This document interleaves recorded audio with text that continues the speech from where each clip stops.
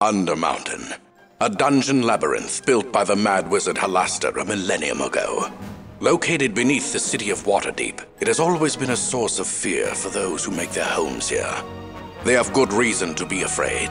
A great evil stirs within Undermountain's heart. I have summoned adventurers from across the Forgotten Realms to come to Waterdeep and undertake a quest to see what is stirring within the Great Mountain. But I fear what they will find. Or worse, what will find them.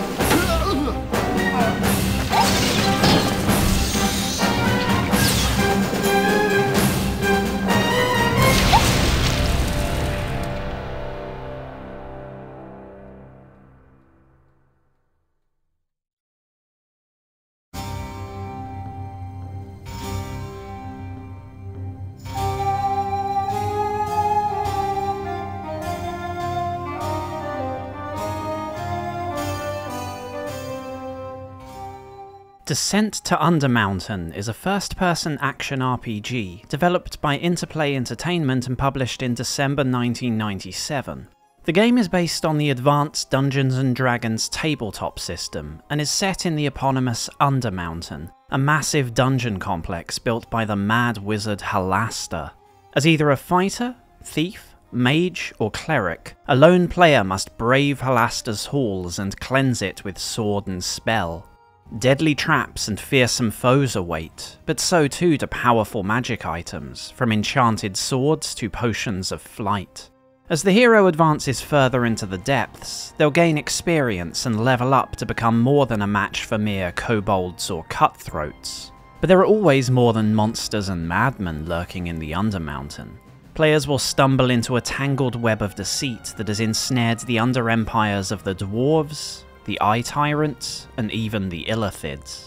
And at the centre of it all squats the dark goddess of the Drow, who spins a plot that threatens not only the city of Waterdeep, but all the sunlit realms. Descent to Undermountain was intended as a flagship title for Interplay, representing not only the company's pedigree as a leading light of computer role-playing games, but also its ability to deliver the latest and greatest in technological innovation. Interplay boasted that with its 360-degree 3D engine and online multiplayer options, Descent to Undermountain would go down in history as the most revolutionary AD&D RPG to date. But upon its release in December 1997, Descent to Undermountain made its mark for very different reasons. Reviews of the game were unanimously negative, savaging the gameplay, the graphics, the engine, the developers themselves, and Interplay Entertainment as a whole. Next Generation, which had given Descent to Undermountain a fawning double-page feature 3 years earlier, now gave the game 1 star. Saying it was dated and visually weak, had a terrible interface, and played more like Doom or Hexen than an RPG. Boot Magazine's Andrew Sanchez excoriated Descent to Undermountain, saying it featured the worst graphics and performance the magazine had ever seen in a first-person polygonal game, and that the lack of 3D acceleration was unacceptable in 1998. Sanchez also criticised the sloppy collision detection, sloppy melee combat, and overall sloppy gameplay, saying it was rancid and giving it a score of 2 out of 10. PC Power Play gave DTU 31% and dismissed it as a shockingly designed, unplayable mess, adding that there was absolutely nothing redeeming about the game. Computer Gaming World's Elliot Sin didn't even bother with a full review, simply warning readers that Descent to Undermountain wasn't worth anyone's time or money. However, Hyper Magazine's Elliot Fish had slightly more mixed feelings. Fish gave the game 58% and repeated many of the same criticisms as his peers, being especially critical of the clumsy controls and the dated graphics. But Fish did praise the game's NPC interaction and use of the AD&D license, and offered that the game's relative simplicity made it somewhat more accessible to casual players than other dungeon crawlers. But outside the English-speaking world, reviewers were not quite so forgiving as Fish had been. Secret Service awarded the game 2 out of 10 and gave a lengthy description of its battle with the game's setup program, saying that the technical issues alone rendered Descent to Undermountain almost unplayable. Reset were not much kinder, calling the game ugly and buggy, and gave it a score of 1 out of 10, saying Undermountain's only positive features were its treatment of the AD&D license and its soundtrack, which they cited as perhaps the best they'd ever heard in a CRPG. Finally, Germany's PC Player gave Undermountain a score of 46% and likened it to an expired yogurt, saying that as with the latest Lands of Lore title, it had obviously been in development for far too long and was now past its sell-by date. These days, Descent to Undermountain is a fairly obscure title, sometimes jokingly mentioned in passing, or the subject of the odd, frequently abandoned Let's Play by some brave CRPG fan or another. The game never received a digital re-release and can only be played via a retail copy either on original hardware or through emulation. In today's video, we'll take a look at this almost forgotten title of ill repute, first exploring the history behind the game's development and how it led to catastrophe. After that, we'll see how it plays as an action RPG, how it uses the setting of Waterdeep and the legendary Undermountain, and whether it really is as awful as everyone claimed. So finish your ale and count your potions, for the deadly underhalls await.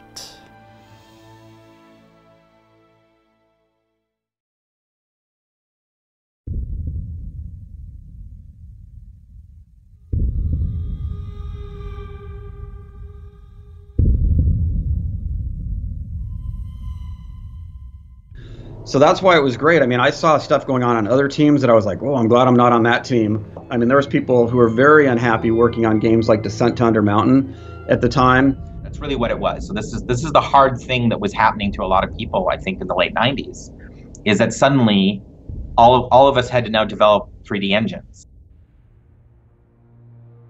The story of Descent to Undermountain begins in 1994, when Interplay Entertainment managed to pull off 2 major but seemingly unrelated business coups. The first was acquiring the license to produce video games based on the AD&D property.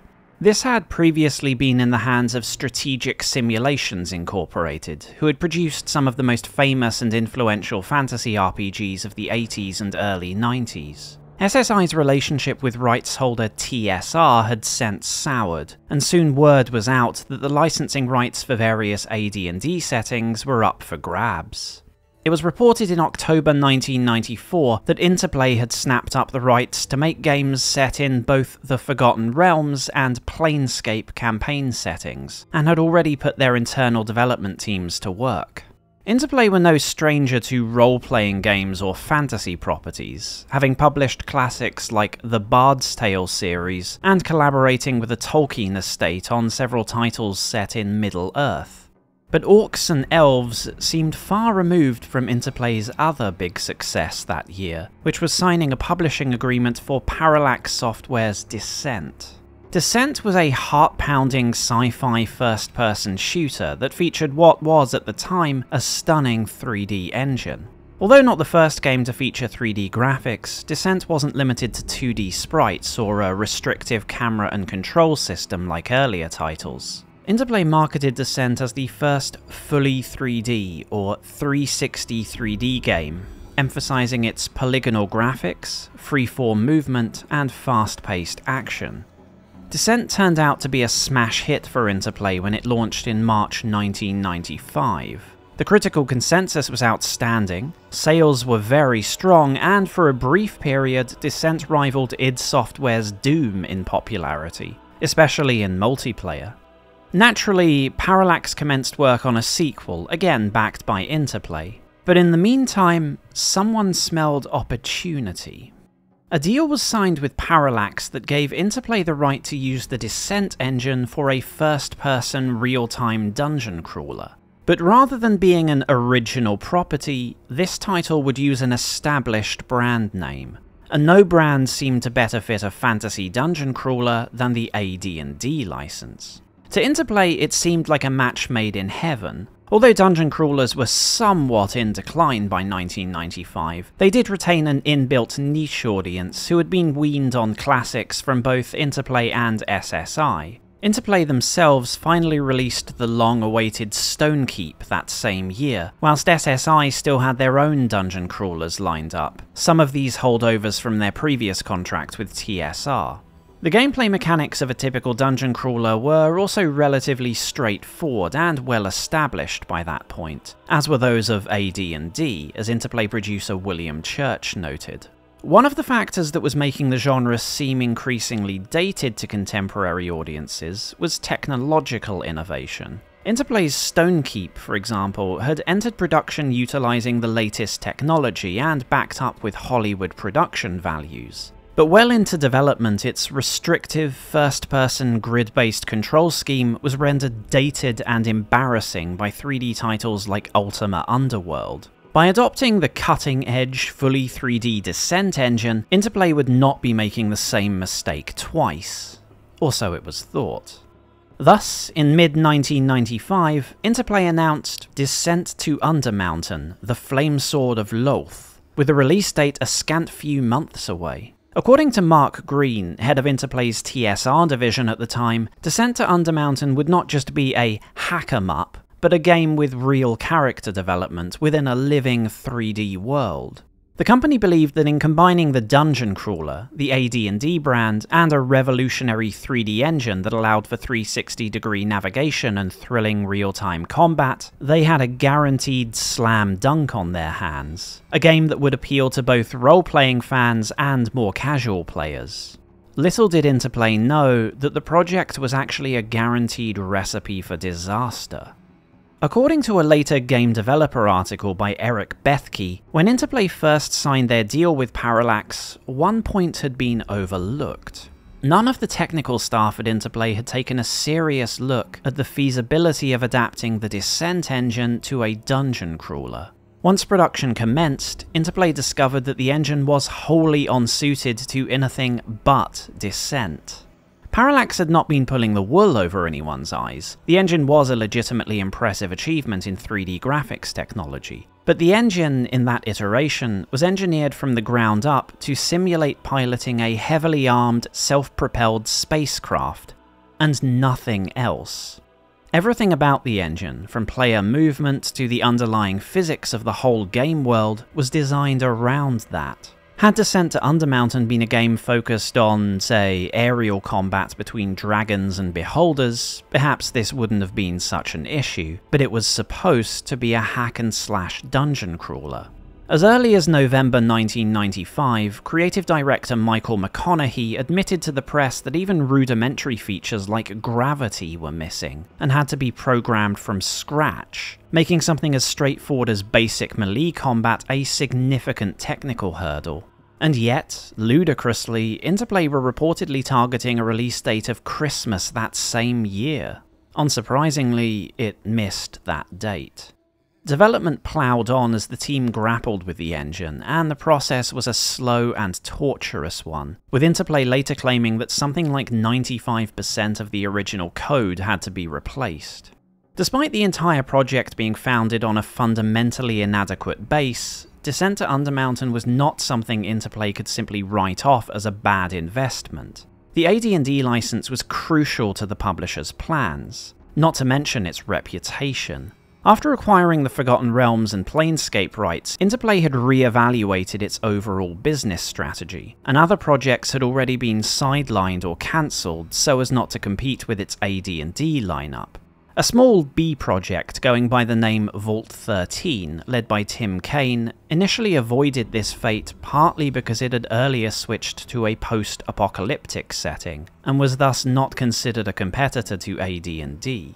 But when one of Interplay's smaller partners, an obscure Canadian developer named BioWare, approached Interplay with their own original fantasy RPG, the publisher initially sent them on their way. At the time, they had gone all in on the TSR deal, and had no interest in other fantasy titles taking up shelf space. Also complicating things was the fact that Interplay's other AD&D licensed projects, like the real-time strategy Blood and Magic or a digital adaptation of the board game Dragon Dice, were running into their own problems and were not guaranteed hits. So at the time, Interplay lacked an alternative AD&D title to fall back on in lieu of Descent to Undermountain. And even putting aside the issue of the license, Descent to Undermountain was important to the publisher in other ways. The game was part of a wider lineup of upcoming titles intended to drive players to engage, Interplay's online gaming service. A deal had been penned with internet giant AOL, and it was crucial to Interplay that Descent to Undermountain supported multiplayer functionality. This was a feature that was heavily promoted all through the game's development, with marketing promising that up to 4 players could work together to conquer the dungeon's depths. Therefore, Interplay would not, perhaps could not, give up on Descent to Undermountain, no matter how shaky its foundations. As development dragged on, staff began to burn out and quit, or be moved to other positions, with Interplay's cherubic Fergus Urquhart later stating that in the course of development, at the senior level alone, Descent to Undermountain went through 3 different producers, 2 division heads, 2 lead artists, and 2 lead programmers. As the financial and human costs of its tumultuous development continued to climb, Interplay reassigned staff from other divisions in the hopes of shoring things up.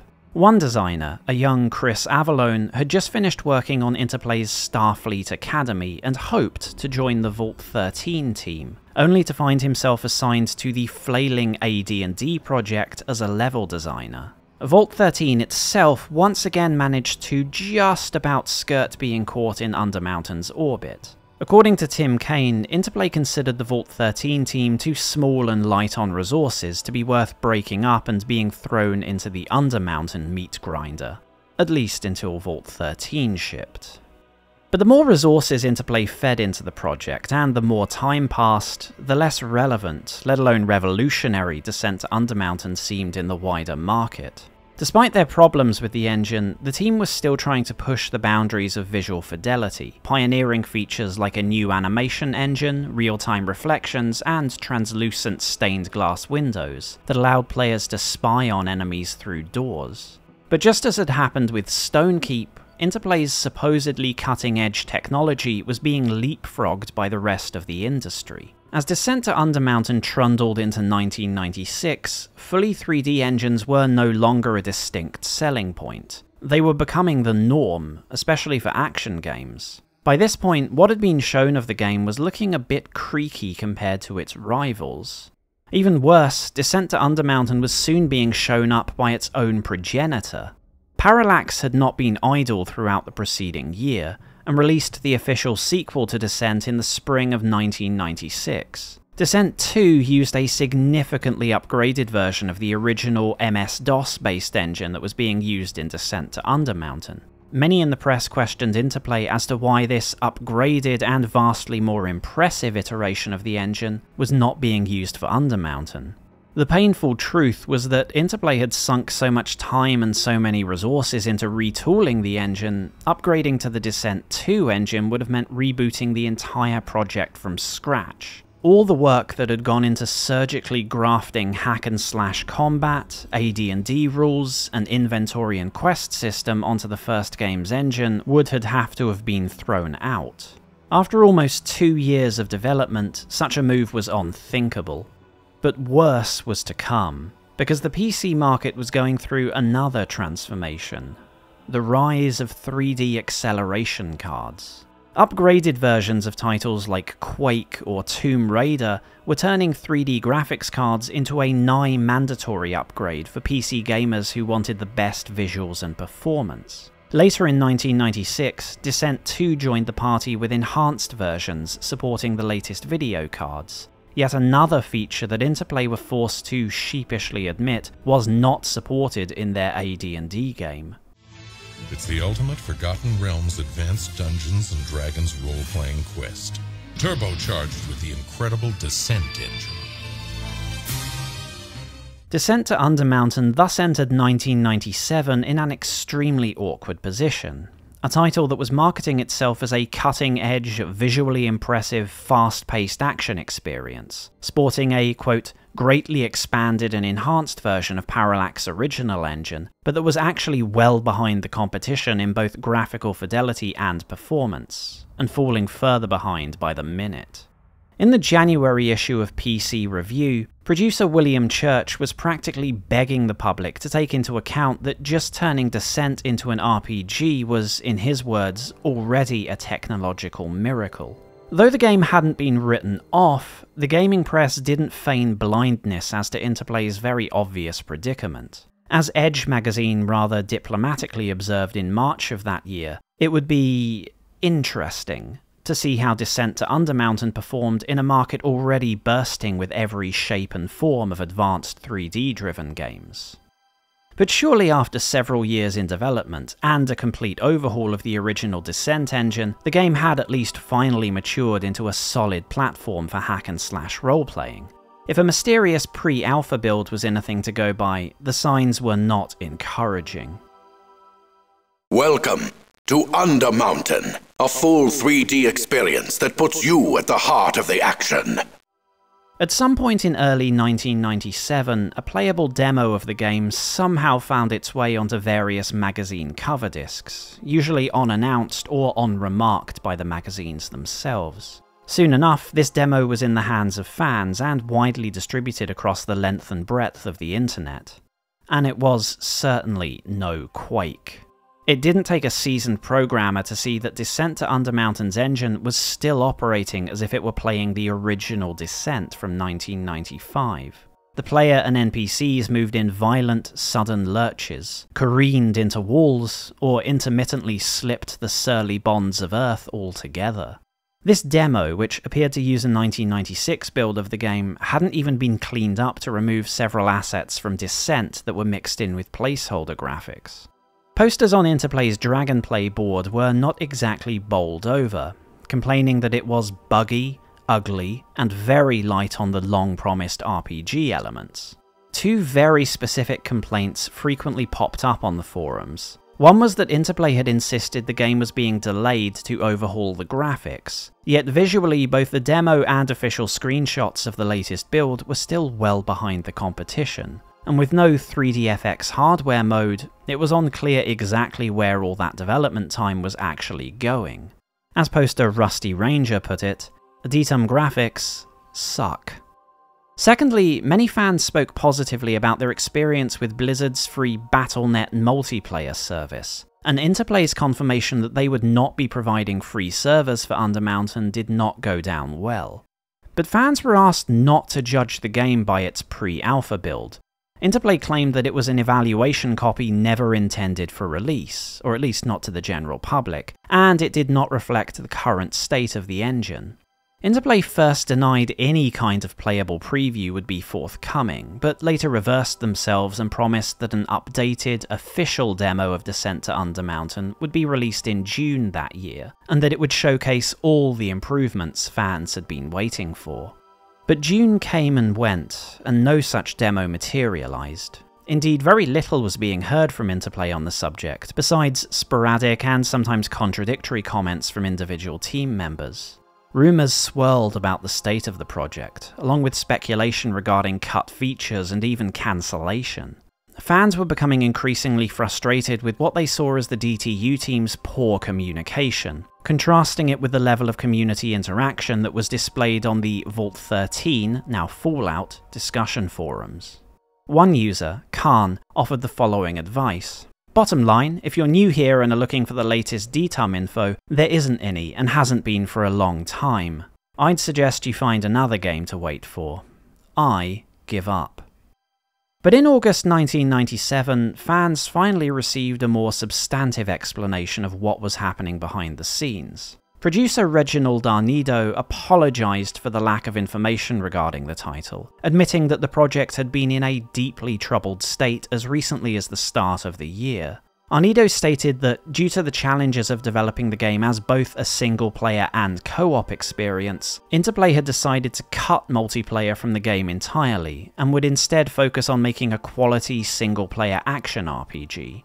Whatever the truth of the matter, it seems that someone at Interplay had decided Undermountain was not going to turn into another 7-year Stonekeep-esque fiasco. Descent to Undermountain's official release date thus crept into first autumn and then winter of 1997. Fans, at least those still paying attention to the game, waited anxiously. When Descent to Undermountain finally hit shelves in December 1997, there was a curious paucity of professional reviews to accompany its release, but certainly no lack of Interplay customers sharing their experiences. The Dragonplay boards were flooded with negative reviews, with comments like "really bad" and "a letdown" being among the mildest criticisms. There were widespread reports of crashing and broken sound, of enemies levitating in mid-air, running into walls and getting stuck on level geometry, of broken quest scripts, and many more. Many posters demanded an immediate official response regarding these problems, and a patch. Other posters were unsympathetic, cynically commenting that anyone who bought the game had fallen for a blatant Christmas dump and run ploy by Interplay. There were also several complaints about the lack of multiplayer. Despite Interplay's earlier admission that the feature had been cut, official marketing material for the game continued advertising 4-player network functionality, and at least in some regions, this was still being promised on the final retail box. Even outside the Interplay forums, angry comments were directed towards company representatives. Several commentators opined that Interplay had deliberately withheld review copies of DTU to prevent word of the game's dire technical state from getting out before the holiday season. In a January 1998 post, Interplay's Megan Jenks defended the company, or at least its public relations department, insisting that they had been blindsided as fans by the state of the game. Jenks claimed that they had been assured the game was shippable by the company's development division, and that due to a combination of Christmas holidays, moving offices, and a bout of illness, nobody in the company's marketing or PR department had even received a final copy of the game until 1998. A few days later, on January 22nd, Jenks shared a formal statement from the Descent to Undermountain team, in which they apologized for the state of the game, but assured customers they would continue supporting Undermountain with a series of patches. But the team were also unwilling to shoulder the full portion of the blame for its sorry state. In a later, unusually frank statement, they insisted that Undermountain's problems were the result of Interplay forcing them to release the game within a certain time frame, and that the team had merely done their best in a tough situation. The extent to which Interplay were aware of how bad the situation was is a matter of debate. According to Eric Bethke's article, by 1997, Interplay's upper management had reached a point where they had 3 options in front of them. These were either cancelling the game, going all in by rebooting it with a more experienced development team, or simply pushing it out in time for Christmas, and at least making back what little they could of its original costs, regardless of what state the game was in. Bethke speculates that Interplay went with the final option for the simple reason that the Christmas window was lucrative enough to make it worth dealing with the fallout of such a decision. Interplay's Fergus Urquhart, meanwhile, has claimed that although Interplay were aware the game would not be winning any awards, they considered it, quote, 99.9% shippable, and had honestly misjudged how bad things were. But in early 1998, as the gaming press began getting their hands on review copies, 99% shippable certainly didn't translate to equivalent review scores. True to their word, the Undermountain team did continue to support the game with patches, with the third and final of these adding extra AD&D mechanics like combat fumbles and casting times. But Descent to Undermountain's reputation was already in the gutters. For at least a year after its release, the game was often cited as a byword for bad RPGs, poor management, and sleazy marketing practices. PC Powerplay suggested that the game heralded a worrying trend of developers releasing broken retail games on the assumption they could simply patch them over the internet later on. In a letter to Computer Games Strategy Plus, one angry Interplay customer argued that gaming publishers wouldn't pull such tricks if they were obliged to offer refunds, and that it was well past time consumers started holding the industry legally accountable. Strategy Plus themselves later referred to Undermountain as a travesty. Computer Gaming World memorialized it as a game that should never have been released, and GameSpot's Deathlock suggested it might be the worst CRPG ever made. Undermountain's failure also had a knock-on effect on Interplay's other titles. The next AD&D title on the horizon was BioWare's Baldur's Gate, and in both print coverage and threads on the Interplay message boards, there was some concern that Baldur's Gate would be released in a similarly poor state. Interplay themselves decided to simply bury their embarrassment and move on. Towards the end of 1998, Interplay's newly formed RPG division, Black Isle Studios, held a major press event to showcase their next flagship role-playing game. Fergus Urquhart opened the event by regaling journalists with an oral history of Interplay RPGs. As Cindy Jens of Strategy Plus noted, conspicuously absent from that presentation was any mention of Descent to Undermountain. Unfortunately for Interplay, 1 year later the game had more or less passed from most people's memories. With fresh successes for Interplay and plenty of new development drama surrounding other titles, it simply wasn't much of a story anymore. The few times it was mentioned, it was often in the context of Interplay having redeemed their reputation with Baldur's Gate and Planescape Torment, and no longer needing to worry about past failures. The name would occasionally crop up in industry columns over the years, cited as one of many titles that had failed to keep pace with trends, but otherwise went unremembered. But of course, not everyone has forgotten about Descent to Undermountain, and that brings us to the game today. Does it run? Is it fun? Does AD&D work in a first-person slasher? It's time to find out.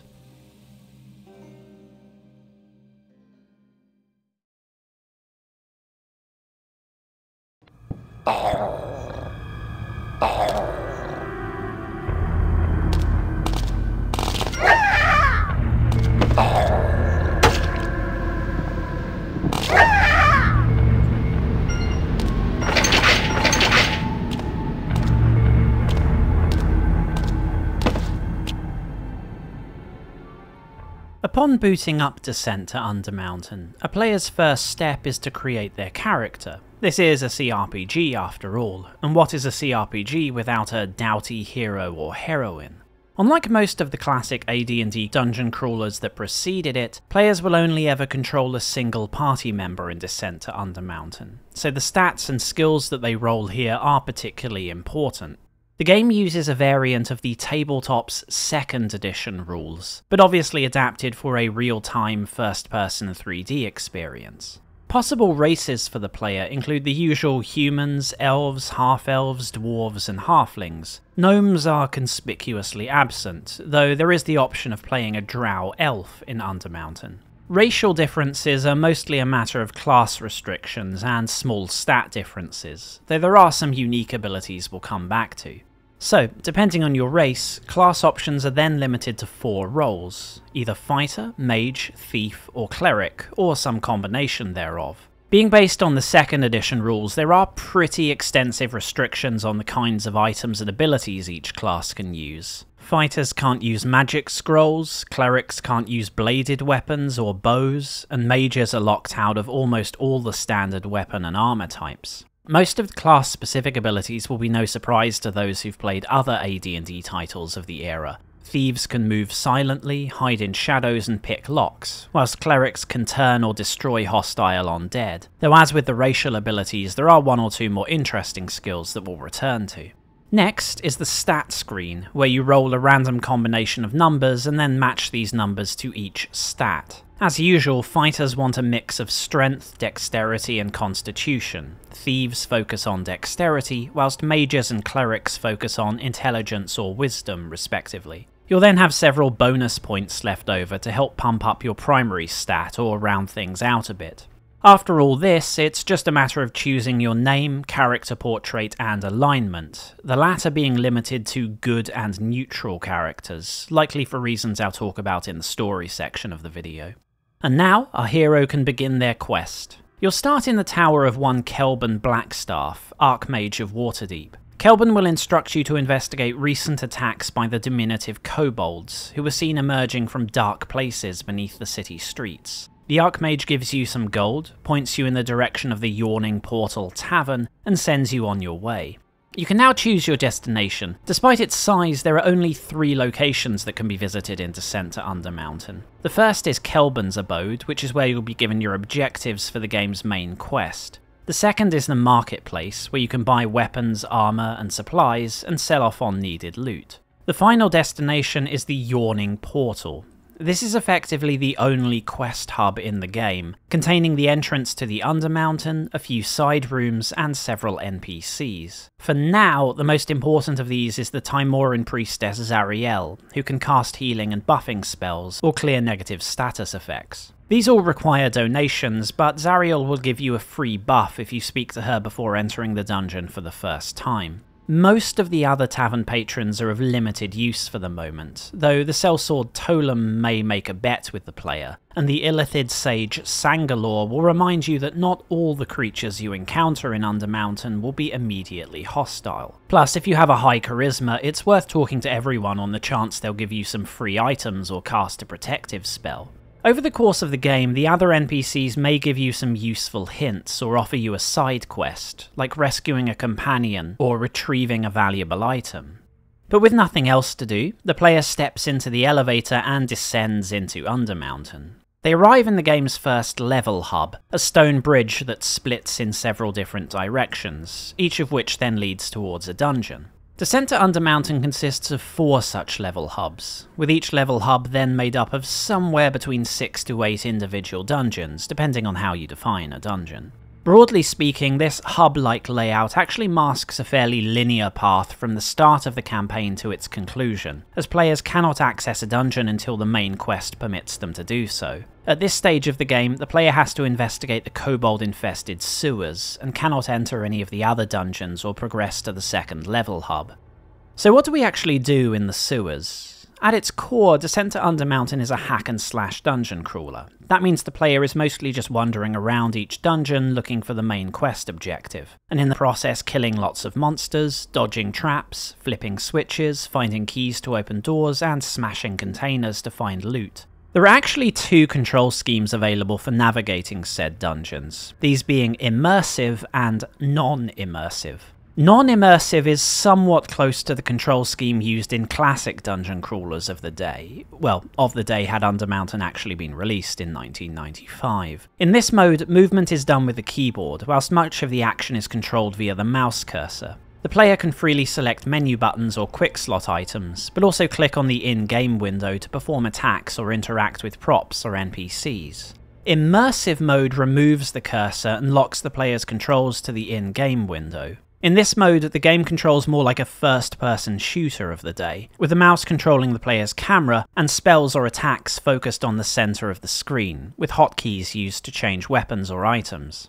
The game's combat is a sort of halfway point between traditional stat-based dungeon crawlers and real-time action games. Each weapon only has one type of attack, a simple swing, stab, or whatever, but there is an element of distance and timing to it, with the player able to dodge out of the way of projectiles or dance out of range of enemy blows. Once the player or enemy actually lands a hit, the stats take over, so factors like the attacker's strength and dexterity, or the defender's dexterity and armor class will determine how much damage was done, if at all. Ranged combat uses the same system. Projectiles are aimed at the center of the screen, though stats come into play once they actually strike a target. Spellcasters will mostly be relying on physical combat due to their limited spell points. At the start of the game they can only cast 1 or 2 spells, and enemies can interrupt their casting, so at level 1 it's generally more productive to use their spell points to cast a buff than waste them on a single low damage offensive spell. Limited use magic wands can be found throughout Undermountain or purchased from the marketplace, but at the start of the game these are relatively rare. The only way for spellcasters to restore their spells whilst in the dungeon is to find a rest point. There's always one of these in the main level hub, and then another one or two hidden somewhere around each level. Fighters and thieves will also want to make use of these to regain lost hit points, so don't forget where these are on your trusty auto map. Depending on which version of the game you're playing, rest points may have certain limitations. Initially, rest points would vanish after use and respawn after 30 seconds, and would stop restoring hit points after being used a total of 3 times. Later patches went back and forth on this, with the final patch, 1.3, apparently making all rest points vanish after use and respawning 5 minutes later. Regardless of version, if the rest spot is there, it should always restore spell points, though spellcasters can save themselves some of these by casting from magic scrolls, which will also permanently inscribe the spell to their spell tome when used. These scrolls do take up an inventory slot, but luckily Descent to Undermountain is fairly generous with its carrying space. The player starts off with a magic bag of holding and can hold hundreds of items, though individual items of the same type have stacking limits. They might only be able to carry 10 daggers of the same type, or 50 darts, or 100 arrows, and so on. After a particularly frenzied spate of looting, players will hit a hard limit, so no matter whether they're hoovering up useless junk or powerful magic gear, they'll eventually need to run back to Waterdeep and sell off their stuff. Now, the CRPG element of Descent to Undermountain manifests in several forms. The first is obviously that the player will level up when they gain enough experience, improving their stats and, depending on their class, also gaining access to new spells or acquiring thief points. But this brings us to the effect that the player's race and class has on gameplay. The game is unusual among AD&D titles for taking the time to implement some of the less well-represented class skills and racial bonuses from the tabletop game. So dwarves and elves have the infravision ability seen in many other games, but they also have the ability to notice unusual stonework or sense secret doors. As a dwarf, for example, you might find fake walls highlighted for your convenience, which is very helpful indeed, as these could contain loot or even a hidden rest point. Similarly, Descent to Undermountain is one of very few AD&D games to actually implement the Thieves' climbing ability, which allows you to try and attach yourself to surfaces and shimmy over traps or climb to higher levels. Though as with your other Thief skills, after leveling up you'll need to visit an NPC in the Yawning Portal to actually put points into it. Another way in which Descent to Undermountain leans into the RPG genre is the various neutral NPCs scattered about the dungeons. As Sangalor the Sage warned you earlier, if a creature doesn't immediately attack you, they may be willing to converse. In the sewers, for example, a couple of kobolds express their dissatisfaction with current events, and will ask you to relay messages between them, which nets you some useful advice and a nice chunk of experience points, much higher than what you would have gotten for simply killing them. We'll talk in more detail about the NPCs later in the video. Suffice to say, there are a good number of side quests available that can sometimes be tackled in different ways, and benefit the player with gold, items, or experience bonuses. After a short time in the first dungeon, the player will finally stumble across the Kobold King of the Sewers, who can be killed or persuaded to stop the raids, and nearby lie messages from the Kobold tribe's masters. With their objective fulfilled, the player returns to Kelban for their reward, and is then granted access to the second dungeon, the Castellanta family tombs, where the unquiet dead walk. This will be the pattern for the rest of Act 1. Finish the dungeon, return to Kelban, and unlock the next dungeon in that hub. But in the process of exploring the Castellanta tombs, the player will find a piece of a mysterious artifact. When presented to the Archmage, their main quest objectives are appended with the long-term goal of recovering all 8 pieces of this artifact. Thus the player will sometimes return to Kelban after finishing a dungeon, only to be told to return and continue searching for an artifact piece they missed. Once the player has finished the main quest objectives in the Act 1 dungeons, the second level hub is unlocked, which follows the same pattern as before. The game's progression is not an entirely linear path, though. In some of these dungeons, players may find large side areas with extra special loot, or on very rare occasions be directed to return to a previous dungeon to fulfill a side quest. But on the whole, each of Undermountain's 4 acts will play out the same way, completing dungeons and sometimes finding new artifact pieces, then sent to the next dungeon or level hub. The basic gameplay doesn't really change significantly over the course of the campaign. Enemies will become bigger and stronger, some dungeons are noticeably heavier on traps or platforming, and in Act 2 you'll start encountering spellcasting enemies and elemental creatures. These can be very nasty indeed and even inflict permanent status effects that encourage you to stock up on potions and buy a curative gem. You will also gain access to spells and gear that grant the ability to fly, so some later levels have a certain degree of verticality. The player will reach the final stage of the game when all the pieces of the artifact are in their possession. This will unlock the last level and the path to the most dangerous enemy of all.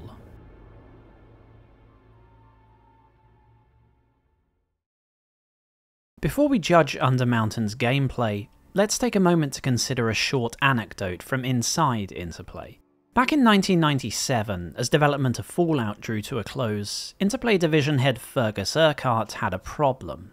You see, Fallout's lead, Tim Kaine, didn't want to work on the game's sequel. This was unacceptable to Interplay, so Urquhart needed some kind of leverage to force Kaine onto Fallout 2. According to Kaine, that leverage turned out to be Descent to Undermountain. Interplay allegedly threatened that if Kaine did not head up the Fallout 2 team, a producer from the Descent to Undermountain team would be assigned in his place. Based on this threat alone, Kaine relented, at least temporarily. So it seems like even within Interplay, merely being associated with Descent to Undermountain had a stigmatizing effect on employees. The thought of a DTU producer on Fallout 2 brought Kaine out in a cold sweat, whatever he thought of the individual themselves. But then again, Undermountain was not some sort of sweatshop operation staffed by Interplay's rejects. Many of those working on Descent to Undermountain were either, at the time, well-respected and experienced developers, or would go on to become as such. Chris Avallone, who was promoted from level designer to creative lead on the project, has admitted he made numerous mistakes due to his relative inexperience, but added that there were also other very talented staff working on DTU, singling out technical lead Rob Hands, for example. The game wasn't some hack job, it had a team of professional game designers working on it for several years. So was the negative reaction to DTU mostly due to its disastrous December 1997 release? Is it fair to argue, as Interplay's Megan Jenks did, that Descent to Undermountain was actually a good game that just fell victim to a botched launch, undermined by the visibility of its dated visuals and quirky engine? Fergus Urquhart claimed that Interplay eventually fixed most of the problems people had with the game, except for the graphics, and Eric Bethke suggested that hardcore dungeon crawling fans would have been satisfied with the title once it had been patched. 20 years later, with the game all fixed up, is it a passable hack and slash? I won't tease, the answer's still no, and for one very simple reason, because we're coming into it on a false premise. Based on my experience with it, Descent to Undermountain was never fixed. I didn't even try to finish the unpatched version of the game. I genuinely wanted to play it properly, not make a sizzle reel of wacky bugs. But there's a reason I didn't bother adding a how to play today section to this video, and why I'm saying all this up front, before discussing the gameplay. I can't recommend any version of Descent to Undermountain because I don't know if there is a reliable working setup for this game I could recommend to people. To clarify, I did finish the game, something not everyone is able to do due to its many serious bugs, and I did so using the 1.2b patch. I then installed the final 1.3 patch of the game and replayed about 3/4 of it with 3 different characters. But neither of these are really a satisfactory method of playing through Descent to Undermountain. Even ignoring visual bugs, on the 1.2 patch the game is riddled with glitches and unaddressed design and control issues. Scripts won't fire, quest givers in the yawning portal will randomly turn hostile and break side quests, or prevent thieves from leveling their skills. NPCs will fail to spawn, corpses and loot block ladders or doors. The player gets stuck on props, enemies attack you through walls. 3/4 into the game, enemy spellcasters are spawned without any working AI, instead standing in place and merely glaring at the player, and on it goes. Sometimes it feels like you're playing a beta version of the game, other times a pre-alpha level test or something. The 1.3 patch did fix a number of issues. When I replayed parts of the latter half of the game, for example, several side quests were fixed, and spellcasters were working again. It also added minor features and restored or added a lot of visual effects. On the other hand, it also added glitches that weren't present in the 1.2 version. Using ladders was even more glitchy, fall damage was ridiculously overtuned, and several enemies now seem to crash the game when killed, forcing you to either avoid them entirely or use a save game editor to skip the level. I tried installing and reinstalling and downgrading many different times, but these problems always cropped up. What's more, the 1.3 patch retains numerous bugs from the 1.2 version, including those related to the controls and collision detection, and a particularly annoying oversight that causes the blindness spell to stay in effect until you quit the game entirely.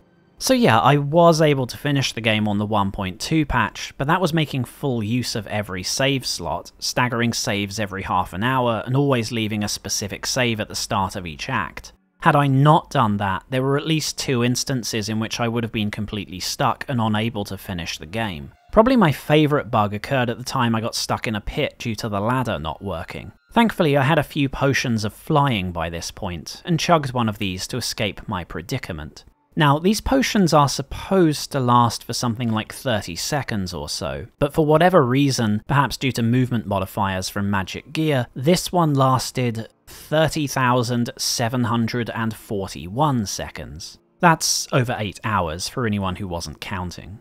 I was able to fix this with the 1.3 patch and messing around with curative effects and all that, but still, if some of my footage looks especially floaty, now you know the reason. So again, I can't recommend the game to anyone, purely down to the fact that, to my knowledge, no version of the game is really in an acceptable state. If you're curious, feel free to give it your best shot. It's certainly possible to complete the game, assuming the stars align for you, just don't count on it. But putting all these issues to one side and giving the game a fairer shake than it deserves, what's it like? Honestly, I think Descent to Undermountain was a fair stab at trying to modernise the single-character dungeon crawler.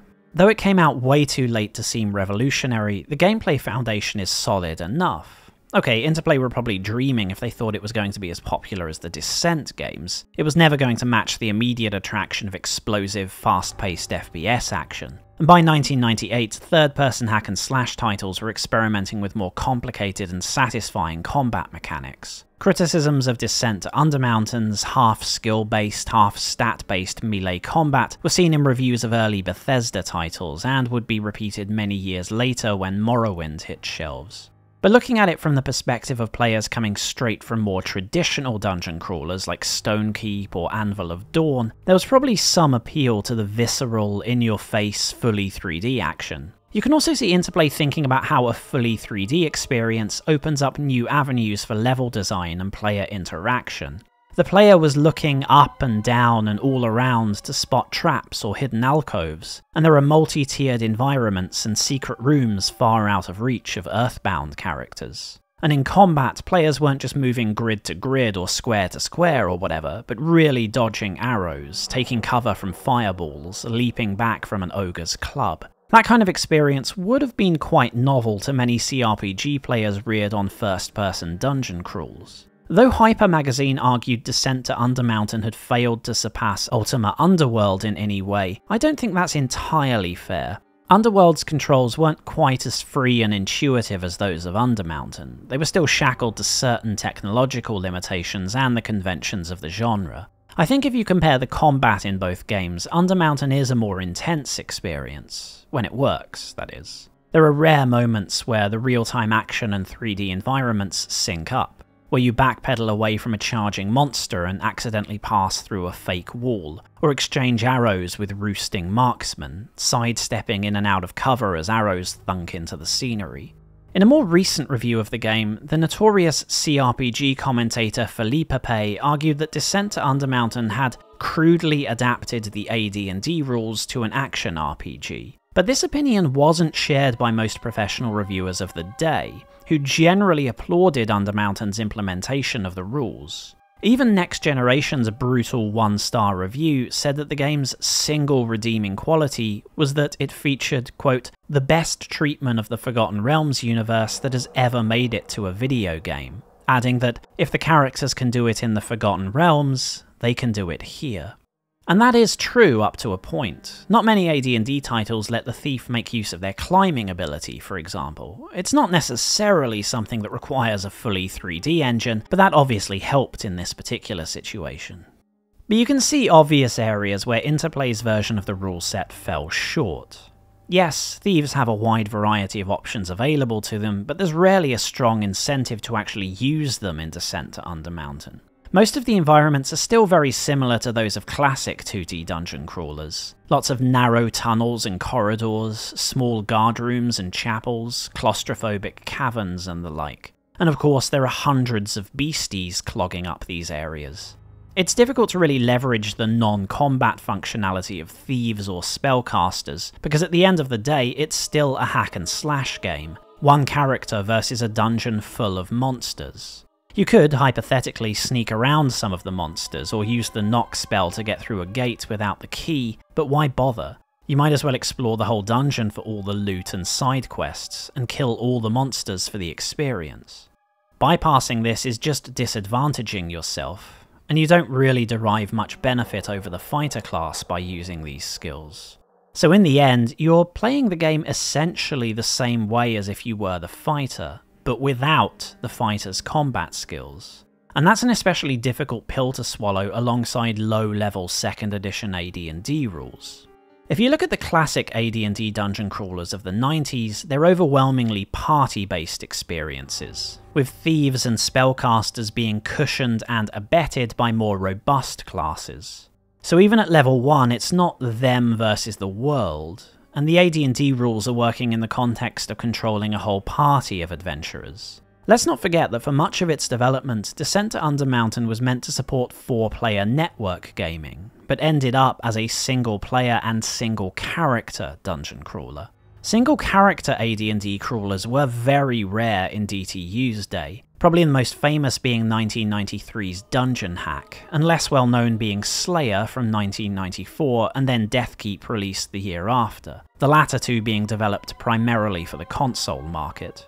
Whilst in some ways these titles are a bit more hardcore than Undermountain, retaining a food or supply mechanic for example, they were comparatively very forgiving in their implementation of spellcasting mechanics. Whilst like Undermountain, all 3 titles required spellcasters to rest in order to rememorize spells, Dungeon Hack and Slayer let players snooze pretty much anywhere and any time they wished. So mages, for example, could fire off a couple of spells, rest, get in a few scraps, rest again, and so on. Deathkeep was a little bit less laissez-faire, in that you had to run back to a rest area to do this, but it was still a pretty minor formality. All 3 games were also quite casual about spellcasting restrictions, with generally very short casting times and no need to wait for long periods between shooting off spells. Slayer and Deathkeep also had recuperative items and supplementary gear scattered rather liberally around each dungeon, and let players level up at a relatively brisk pace. And finally, at the default medium or average difficulty level, these games also let weaker classes tank a few more hits than was typical for AD&D. But Undermountain, despite very consciously being aimed at more casual or action-oriented audiences, passed on these sort of crutches. After the 1.3 patch, even some of the weaker and less useful spells can take several seconds of real-time gameplay to fire off, and aiming these can be difficult in a fully 3D real-time environment. It's often more convenient to just use ranged attacks like darts or bows depending on your class, but of course with no party to back you up, you're kiting enemies all the way and don't have another party member as an ammo mule. Low-level buffs, like armor spells, require the caster to spend an entire minute waving their arms around before triggering. Now, you will gain access to some more powerful incantations once you hit the 2nd or 3rd dungeon, but at these levels you can still only cast them, say, a couple of times before you need to rest again. So, like Deathkeep, you need to run back to a rest area, which could be a fair distance away and, depending on which patch you're using, will temporarily vanish after use. And at these levels, even the Thief and Cleric classes are still pretty fragile. It's not uncommon to be critted and insta-killed by a mere rat in Descent to Undermountain, meaning that basically any kind of enemy is a major threat to you. So for any class other than the fighter, in the early stages of the game you're very heavily incentivized to not go toe-to-toe with the enemy, meaning you'll have to constantly run back to rest areas to regain spells, or trek all the way back to Waterdeep to replenish your ammo. Combine this with the very heavy concentration of enemies in each dungeon, and you have a situation where non-fighter classes will have to spend a big chunk of playtime either running back and forth between hub areas, or on save spamming if they want to risk melee combat. Again, it's not that the other classes don't have some powerful or at least useful abilities, it's just that the game as a whole feels very much balanced around the fighter class. Whilst later in the game you'll run into enemies with abilities that spellcasters might be more suited to deal with, fighters can easily amass a good number of immunity and curative potions, especially since their armor class, constitution and dexterity scores mean they won't need to blow all that much money on basic healing items. And even more exotic spells and abilities, like climbing or flying, are again covered by special gear and potions that the fighters can use. Criticism of this aspect of low-level AD&D combat wasn't new at all in 1998, but the way Descent to Undermountain implemented these rules into a single-character, combat-heavy dungeon crawler really exacerbated the problem. Had the game retained its multiplayer mode, you could easily see Interplay treating fighters as the recommended default class for the single-player campaign, and encouraging players to experiment with the other classes when adventuring with friends. Alas, it was not to be, and Interplay decided not to ease up on the non-combat classes, in fact piling it on even harder with the 1.3 patch. There's already a level of awkwardness to the half stat-based, half skill-based combat, with the player slashing away to no visible effect. That's mostly a quirk for fighter characters, but it's a persistent irritation for less skilled warriors, and since characters like the mage are wielding short-range weapons that don't show up as well on the screen, you're sometimes not sure whether you're missing because you've got a bad roll, or because you're not even in range in the first place. The 1.3 patch punished bad melee rolls even further with combat fumbles, like the player, and only the player, getting their weapon entangled or clumsily dropping it on the floor. Unsurprisingly, this new mechanic just made already bad melee characters even less viable. Perhaps the DTU team's strict adherence to the rule set was a very deliberate choice to try and burnish the game's CRPG credentials, but it means a frustrating hack and slash experience if you pick the wrong class. As for the broader strokes of the dungeon crawling experience, Descent to Undermountain stuck with more or less the same approach as earlier titles in the genre. This is something for which it was, sometimes unfairly, given a bit of a kicking by reviewers. I was surprised to see at least 2 1998 reviews being very critical of the game's linearity, frustrated by the fact players were simply funneled from one dungeon to the next, with not much in the way of optional side dungeons or anything of that nature. Hyper magazine argued that RPGing is meant to be about exploration and character development, something it said the game was deficient in. I agree with the sentiment in itself. For the most part, Undermountain does very little with its large maps, and gives almost no incentive to return to already visited locations. It's a shame there weren't more cases of rooms guarded by higher level enemies that should be tackled later on, or higher level players being able to use new abilities or items to access treasure rooms from the starting dungeons. If you find a ring of flying, for example, its benefits are almost exclusively restricted to the area where you found it, or later dungeons, which will have backups of such items anyway. There's no excitement to finding an item and realizing it has some function in a much earlier level. But then, it's not as if dungeon crawlers of the 90s were uniformly non-linear. Plenty of them were just as restrictive as Undermountain, so I'm not really sure what Hyper were expecting from the same kind of game.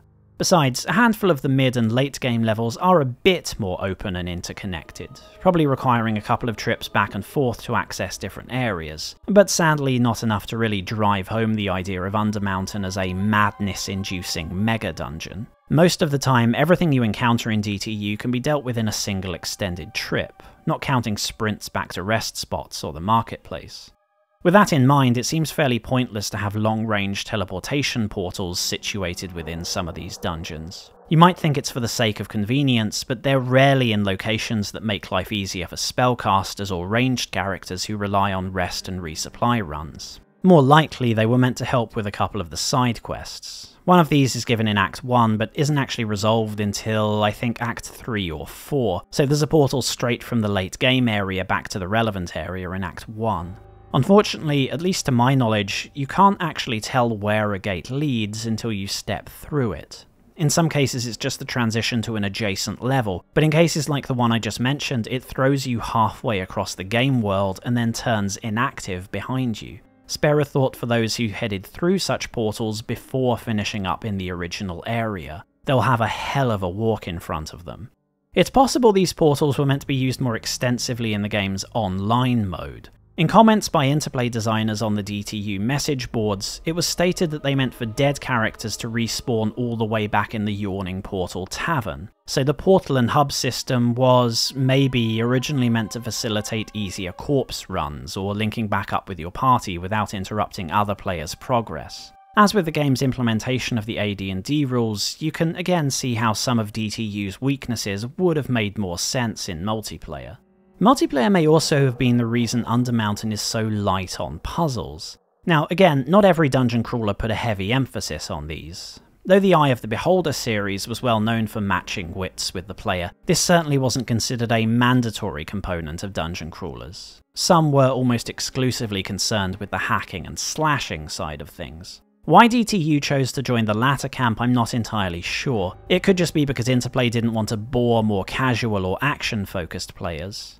But it wouldn't surprise me if Interplay felt puzzles would be especially tedious in a multiplayer game. Some members of the party wouldn't enjoy standing around waiting for someone to solve a one-man puzzle, and anyway, the whole thing would be a complete waste of time if just one person in the party had already encountered that puzzle before. With a handful of exceptions, Descent to Undermountain dropped puzzles entirely and went with either switch hunting or fake walls. Every dungeon in the game has more than a few illusory barriers hiding a healing potion, some ammo, or an alternative route somewhere. On the one hand, the prevalence of these does make the racial sixth sense of the dwarf more useful than it usually seems in AD&D games. On the other, it means the whole thing turns into a Wolfenstein 3D-esque experience. Rather than the player taking the time to scan the room and analyse their surroundings, they might as well just randomly run into everything whilst mashing the use key, eventually stumbling across some extra supplies or unlocking something in another part of the dungeon. There are exceptions, but as a general rule, this wall-humping technique will make short work of approximately 95% of all the puzzles in DTU. Undermountain in the lore is meant to house a nigh infinite combination of environments, from underground fortresses to subterranean forests, frontier settlements and way stations, caves half the size of Waterdeep itself, and even portals to other dimensions. There are apparently entire sections of Undermountain built solely for the purpose of driving adventurers mad with riddles and traps and labyrinthine passages that trick the unwary with enchantments or devious feats of engineering. Of course, that requires a fair bit of thought to translate to game form, and might be rather aggravating to the player base that were drawn in by the promise of descent with swords. Rather than try to emulate the less mundane or conventional challenges found in the source books, Interplay went with the safest option, and DTU remains a straightforward hack and slash all the way through the campaign. As I mentioned earlier, in this, assuming we ignore the bugs, it neither stumbles nor soars, being arguably more visceral than combat in classic crawlers, but not to the extent that it could compete with third-person competitors with deeper and more exciting swordplay. But on this note, one thing that surprised me about contemporary reviews of Undermountain was how unlikely it was for the word Diablo to be mentioned. Bringing up Diablo might seem odd since, despite the two games sharing the extremely broad labels of hack and slash and dungeon crawler, they seem worlds apart. I certainly don't recall any of the Anglophone DTU reviews mentioning Diablo. I suspect this might have been partly due to the fact that Undermountain was frequently given to reviewers who specialised in the more hardcore CRPG and adventure genre, who would cite Dungeon Hack or Ultima Underworld in their reviews. But don't forget who Interplay were trying to market Undermountain to in the first place. Not only the adrenaline junkie Descent audience or the hardcore CRPG crowd, but also the more casual hack and slash fan. Someone who enjoyed the simple exploration and character building of more accessible dungeon crawlers. When Diablo was released in 1996, it took a fair bite out of that audience, a group that probably never came back to more casual-friendly first-person crawls in the vein of Stonekeep or Anvil of Dawn. Diablo allowed players to control virtually everything through the mouse, and cut away a lot of the bulk that weighed down dungeon crawlers, from the perspective of more casual fans, whilst retaining the basic enjoyment of character progression, exploration, and looting. Despite Undermountain's attempt to streamline certain elements of the dungeon crawling experience, it's still quite beardy compared to Diablo and its ilk, particularly by 1998 standards. There's still a fair bit of keyboard usage involved, especially if the player doesn't want to keep switching between immersive and non-immersive mode to pull things out of the inventory and such. Gameplay can still be sluggish as the non-fighter classes, and a fair bit of time is lost humping walls for secrets, or just generally getting lost because of some hidden key or obscure switch halfway across the map.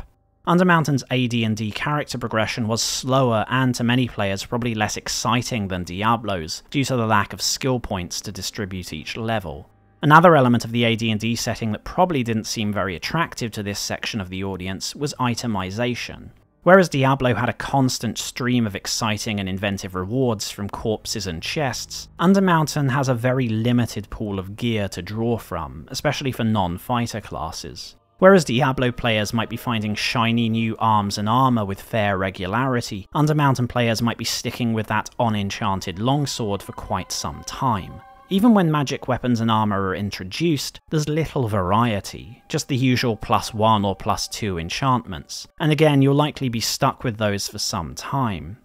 And when you do get an upgrade, it rarely feels special. Once the game decides you need the higher tier weapons, they're practically stuffing them into cereal boxes so you don't miss them. Near the end of the game, there are entire rooms just randomly packed with +2 and +3 gear. It has neither the constant drip-feed reward system of Diablo clones, nor the delayed gratification of something like Baldur's Gate, where upgrades were somewhat rarer but felt like well-earned rewards for your efforts, be they in combat, thievery, or exploration. So to more casual players who'd already gotten hooked on Diablo, in 1998 Descent to Undermountain probably would have seemed just as dull and dated as the hoariest old hardcore CRPG.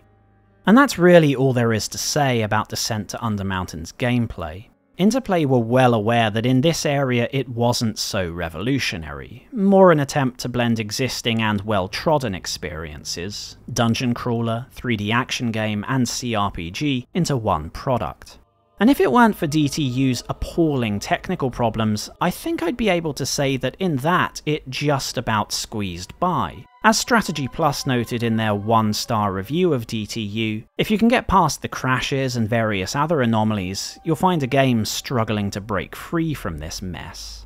But even after all the patches, it's impossible to experience the game without being constantly distracted or even cut off entirely by its seemingly infinite bugs. Reviewers at the time, quite rightly, couldn't look past these problems, even in praising some other aspects of the experience. But the game was sold on more than its gameplay. It was meant to be a stunning audio-visual feast for players that would immerse them in the Forgotten Realms like never before. On this point, the critical response was even more negative than it was towards the gameplay. So let's take a look at Undermountain's production values next.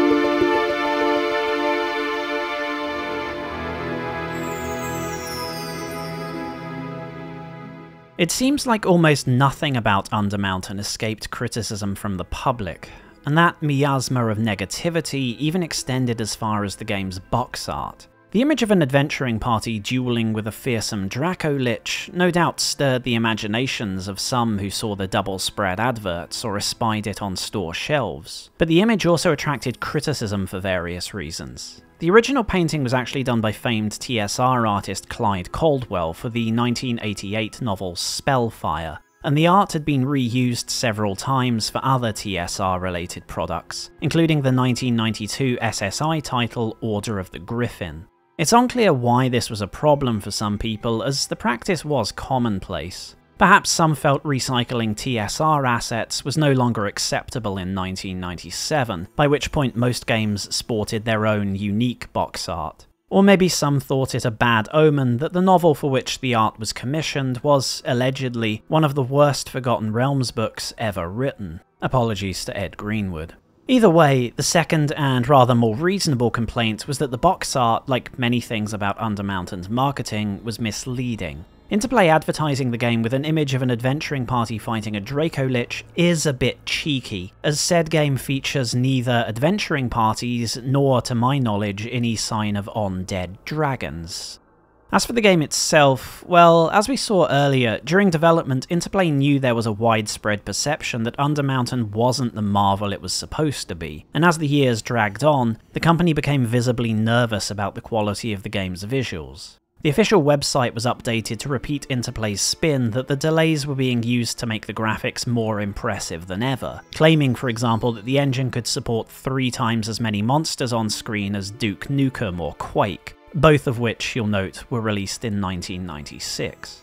Some of the marketing points just sound desperate, even by the standards of the time, and others were clearly written by people who didn't understand what they were saying. Among the less questionable claims were those concerning the creature models and environments. It was certainly true that the beasts of Undermountain, more or less by necessity, had more animations than the spacecraft of the original Descent, and though I didn't keep a detailed count, the dungeon environments did have a good bit of variety to them. There are a good number of different enemies in Undermountain, including kobolds and goblins, shambling undead, warriors and wizards, archers and assassins, imps, elementals, illithids, eye tyrants, and, naturally, the drow. And though the whole game takes place underground, it isn't all dank cells and dark holes. Mixed in with various types of caverns and catacombs are also temples, planar rifts, assassins' haunts, hidden fortresses, and even a Mulhorandi temple complex, and all rendered in glorious polygonal 3D for the most part. But none of this impressed contemporary reviewers in the slightest. One reviewer described the colour palette as ranging from brown to really dark brown, with the occasional mocha spurts to keep things interesting. That strikes me as hyperbole. There are some very vivid splashes of colour in Undermountain. Shamrock green orcs, golden crossguards inlaid with scarlet gemstones, or sapphire blue pools frothing with white.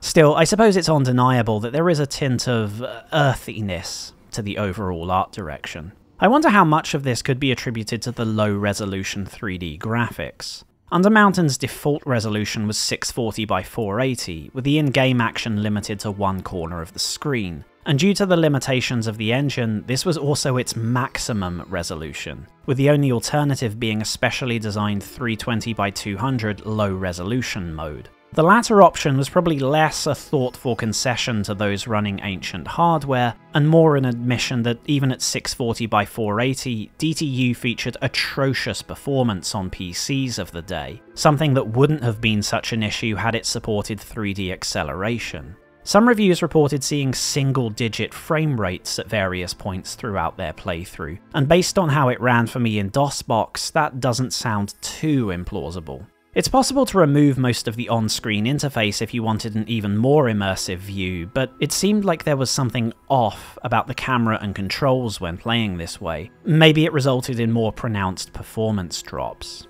And on top of all this, quite a few assets were still 2D sprites, with reviewers taking particular note of the 2D spell effects, 2D waterfalls, and, now this one bothered people quite a bit, 2D scones. I think you mean sconces. I'm not sure why, but of all the visual quirks reviewers complained about, these torch sprites really stuck in people's craws. Honestly, I barely even noticed them. I thought the 2D water and item pickups stuck out a lot more. I guess contemporary reviews were just especially harsh on the game promoting its cutting-edge 3D graphics when numerous other titles, already released or on the horizon, were showing it up. The then year-old Quake was still more impressive in many ways, and Quake 2 was released the very same month as DTU. Several reviewers also specifically compared the lighting effects in Undermountain to those of the upcoming Forsaken, likely due to its similarity to the original Descent. When Probe Software's title was released a few months later, Andrew Sanchez asked readers to ponder what Descent to Undermountain might have been had it used the Forsaken engine. And a year after that, Descent 3 would drop software rendering entirely with its Fusion engine, sporting visuals that made DTU look like it was from a completely different decade. Who knows what kind of environments Undermountain's team could have crafted if the game had entered development in the late 90s or early 2000s. Still, not everyone who played dungeon crawlers or CRPGs kept up with the latest action games. To some of the audience who were coming to Undermountain from earlier AD&D titles, it may have seemed a major technological leap. SSI's AD&D games of the late 80s and early 90s were overwhelmingly 2D titles, though hybrids began appearing in the middle of the decade, such as those by Dreamforge Interactive. You could argue Undermountain was a big step up from these, in finally realising the people and places of the Forgotten Realms in full polygonal 3D. But though the mid to late 90s is often seen as important due to the shift to 3D, it was also a time when 2D games were benefiting from technological advances themselves. Some of the 2D and pre-rendered art in the Ravenloft games, for example, is fantastically rich and detailed, and holds up infinitely better today than many of the polygonal models of the era, which were rendered in real time. What's especially impressive is that even the deliberately dark and moody environments of something like Stone Prophet don't suffer so much from the muddiness that reviewers complained about in Undermountain. Though there was increasing pressure to switch to 3D in the late 90s, more than a few people did observe that it seemed like sacrifices were being made in the pursuit of rendering fully 3D worlds in real time. In Undermountain, there is definitely a value to seeing early attempts at realising classic AD&D monsters in 3D, but it's clear concessions had to be made to get it all working. The game promised fans the thrilling opportunity to fight 3D dragons and beholderkin, but in-game they're quite a letdown, probably due to the strain larger 3D models would make on the engine. Despite in-game dialogue referencing a huge red dragon, I wasn't able to find any such creature, unless you count the beastie in the TSR opening.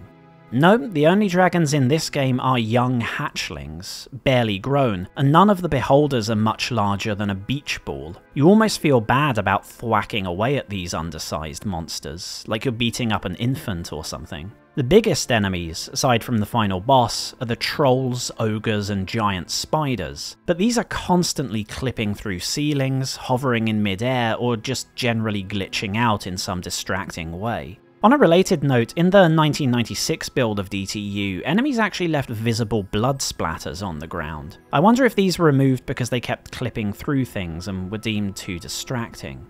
Another problem with the 3D models is that there's just not enough variety, especially for a game in development for so long. The zombie model is reused far too much, being applied to ghouls, ghasts, and a mini-boss or two. And though there are a few elemental variations, due to the dated graphics, these sometimes just look like glitched textures.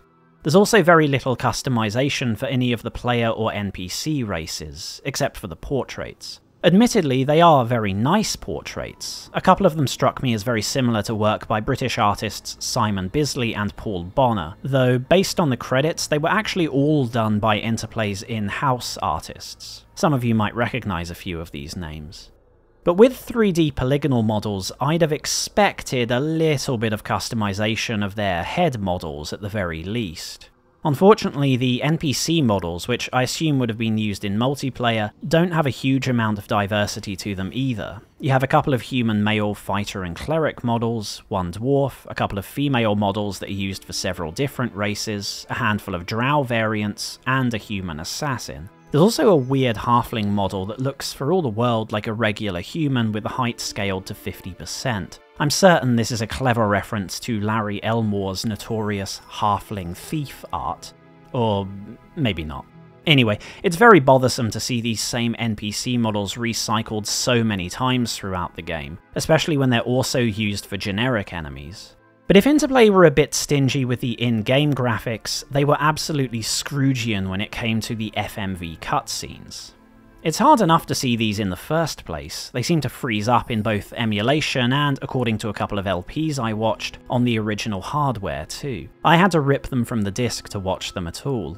The opening movie is merely a generic warrior stomping down a corridor for 40 seconds, and as far as I know there's no other FMV footage besides the final battle, which basically just shows an immobile spider and a spinning sword. The actual ending is even lazier, as Interplay appear to have simply reused all the art from their earlier AD&D title, Dragon Dice. I'm not one to complain about seeing more just-in-suite art, but the art was specifically made to introduce the backstory of the Dragon Dice races, and clearly has no relation to the events being narrated in Undermountain's ending. On the upside, fans of later Interplay games will find something oddly familiar about said narration. You may keep all that you have found, and in addition, please accept the following as payment for your services. Oh, I have another mission for you. Yep, that's Gorion from Baldur's Gate, one of numerous roles in the series played by Jim Cummings, best known as the voice of Winnie the Pooh. The credits list 3 other well-known voice actors, all of whom did a number of parts for Interplay, but I actually have no idea who these latter 3 played in Descent to Undermountain. As far as I recall, the only speaking role in Descent to Undermountain is that of Kelban Blackstaff, so I can only assume that grunts, groans, and combat cries account for the other VAs. Frank Welker in particular specialised in doing the sounds for lots of monsters and supernatural creatures, so perhaps that's all he did here. But I can't imagine why you'd hire 4 very talented voice actors and then only have one of them do any real talking. Maybe they were contracted for other roles at the same time and were already in the studio or something, so they just had time to do some peripheral voice work. The strangest thing is that there are some loose voice files for the final boss lying around on the disc, but I never heard them in-game. A bug? Or were they meant to play over the final cutscenes? Like many things about Descent to Undermountain, they seem like a very strange oversight. And if I were being especially cruel, that's probably the same word I'd use to describe the sound design in general. You see, there are some individual combat sounds that are absolutely great and give you a good sense of feedback every time you strike, but there are legions more that sound weak or inappropriate, and there are many that are just missing altogether. Sound design can be especially effective in a game like this, and you saw certain developers mining the benefits of this moving into the late 90s and early 2000s, when technological burdens became less of an issue. Undermountain could have been intensely atmospheric, with wind whistling through the bones of Merkel's temple, the chittering of nearby predators, or the roar of a troll as it charges its victim.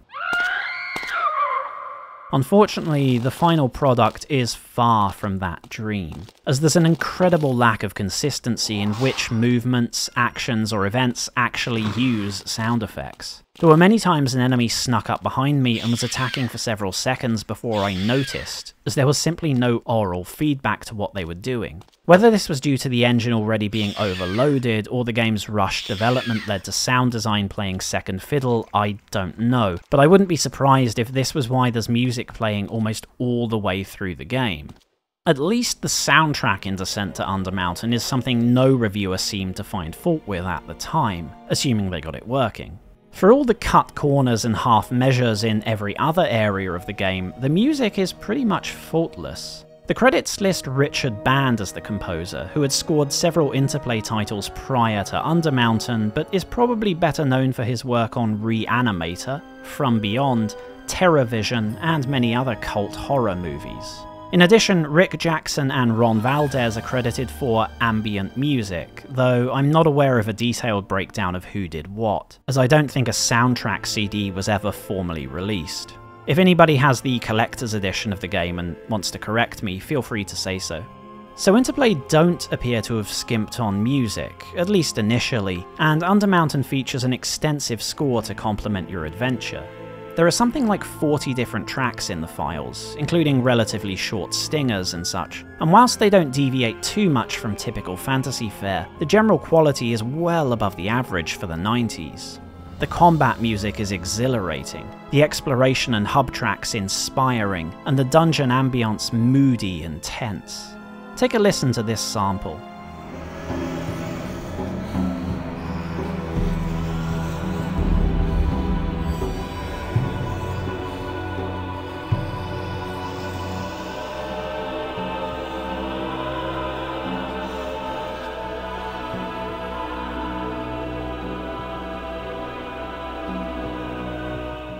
One little factoid many people like to point out is that the Yawning Portal music is also used in some of the taverns in Baldur's Gate. Just don't upload it to YouTube or you'll get a copyright claim? Strangely enough, this happens with more than one track from Undermountain. A couple of users took the time to rip and convert the music from the game files and upload it to YouTube.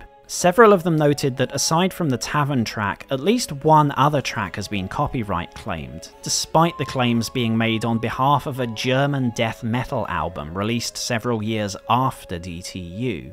At a guess, some of the music in Undermountain may have been made using professional samples from third-party services, so bits and pieces could crop up all over the place, including in later music. I think that's what happened when I used the tavern music in my Baldur's Gate video, for example, though I'm not an expert on this legal stuff. I did try contacting Richard Band on Twitter to ask whether he knew what this was about, but I didn't have any luck. Regardless of how the music was made, it's leagues above the general sound effects, really enhancing your immersion in Undermountain's depths. Even if you have no intention of playing the game, I strongly recommend hunting the score down if you like fantasy soundtracks. Of course, if you like fantasy in general, especially AD&D, you're probably curious about how Descent to Undermountain handled the well-trodden setting of Waterdeep. So, for the last part of the video, let's delve into the lore of Undermountain and the trials and tribulations surrounding the Flame Sword of Lolth.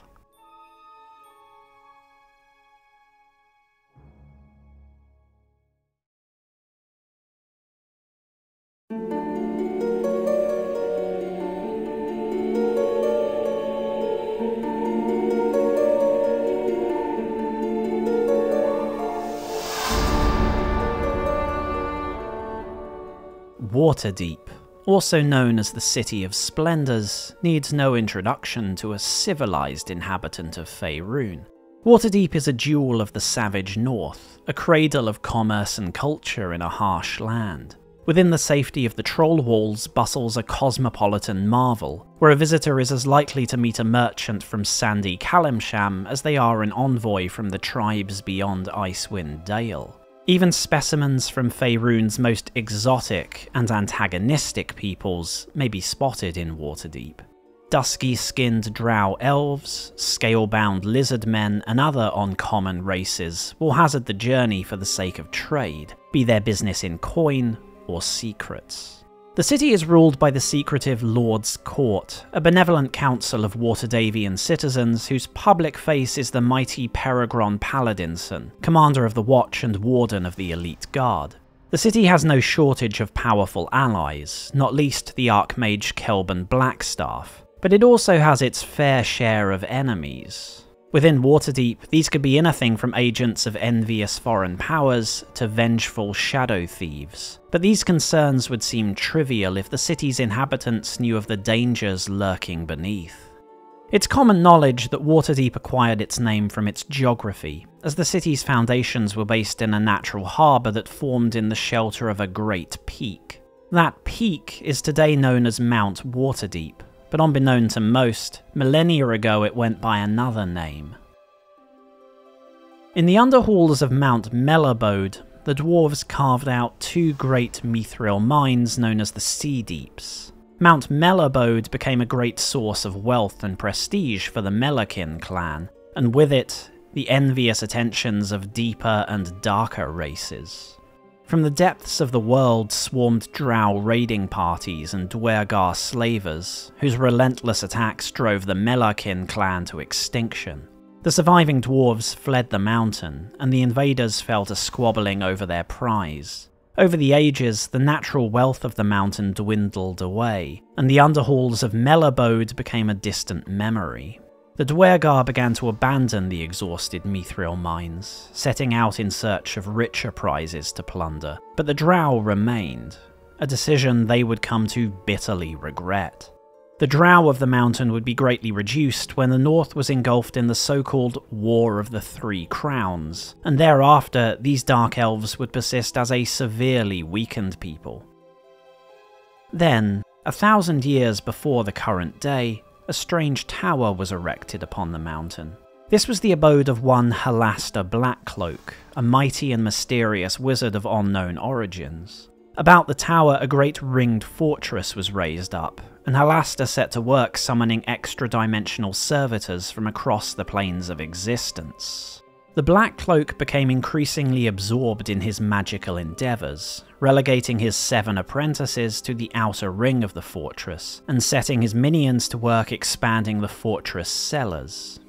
Countless tunnels began snaking out from beneath the tower, linking together new laboratories, workrooms, and warehouses. Soon enough, these tunnels broke into the former home of the Melakin clan, and exposed the remaining drow to Halaster's attentions. By now, Halaster's studies into the secrets of the Outer Planes had greatly changed him. His apprentices spoke of a man equally prone to sudden fits, violent rages, and lengthy periods of chilling silence. Halaster threw his minions against the drow in a relentless campaign of murder and kidnapping, slaughtering the most fortunate and taking the rest as test subjects. The Underhalls were conquered by Halaster's forces, and the whole mountain fell under the sway of the Mad Wizard. Eventually, Halaster's apprentices summoned the courage to investigate their master's domain, and were met with a seemingly endless, trap-laden labyrinth, stalked by twisted monsters that stomped and slithered amidst the looted treasure of more than 10,000 years. From that expedition, only one apprentice returned, fleeing far to the east. Halaster and the surviving apprentices, now almost as mad as their master, continue to expand the dungeon, indulging the wizard's obsessions by kidnapping monsters and summoning interplanar gates that drag elementals and otherworldly spirits into the dungeon. Over the span of many years, word of Halaster's activities reached beyond the mountain. As the dungeon continued to grow and Halaster sought more specimens for his subterranean menagerie, other powers took notice. From rival empires beneath the earth to power-hungry wizards who looked upon Halaster's hoard with hungry eyes. Some interlopers Halaster blasted to ash, or seized as fresh material for his experiments, but his curiosity was aroused by the increasing number of adventurers that were entering his realm from the sunlit lands he had left behind. When Halaster first began burrowing into the mountain, Waterdeep had been no more than a shelter for passing ships. But in his 1,000-year absence, a great city had sprung up.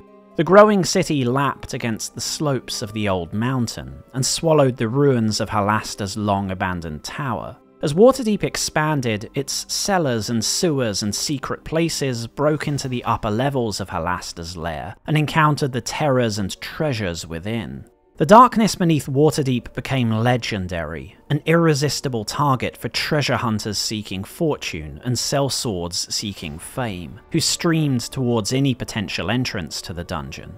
Rather than strike back, Halaster welcomed the intrusions as an amusing diversion, and retreated further into the earth, designing new gauntlets of traps and monsters to test the adventurers. At times, the wizard would intervene personally, playing malicious trickster to some and guardian angel to others.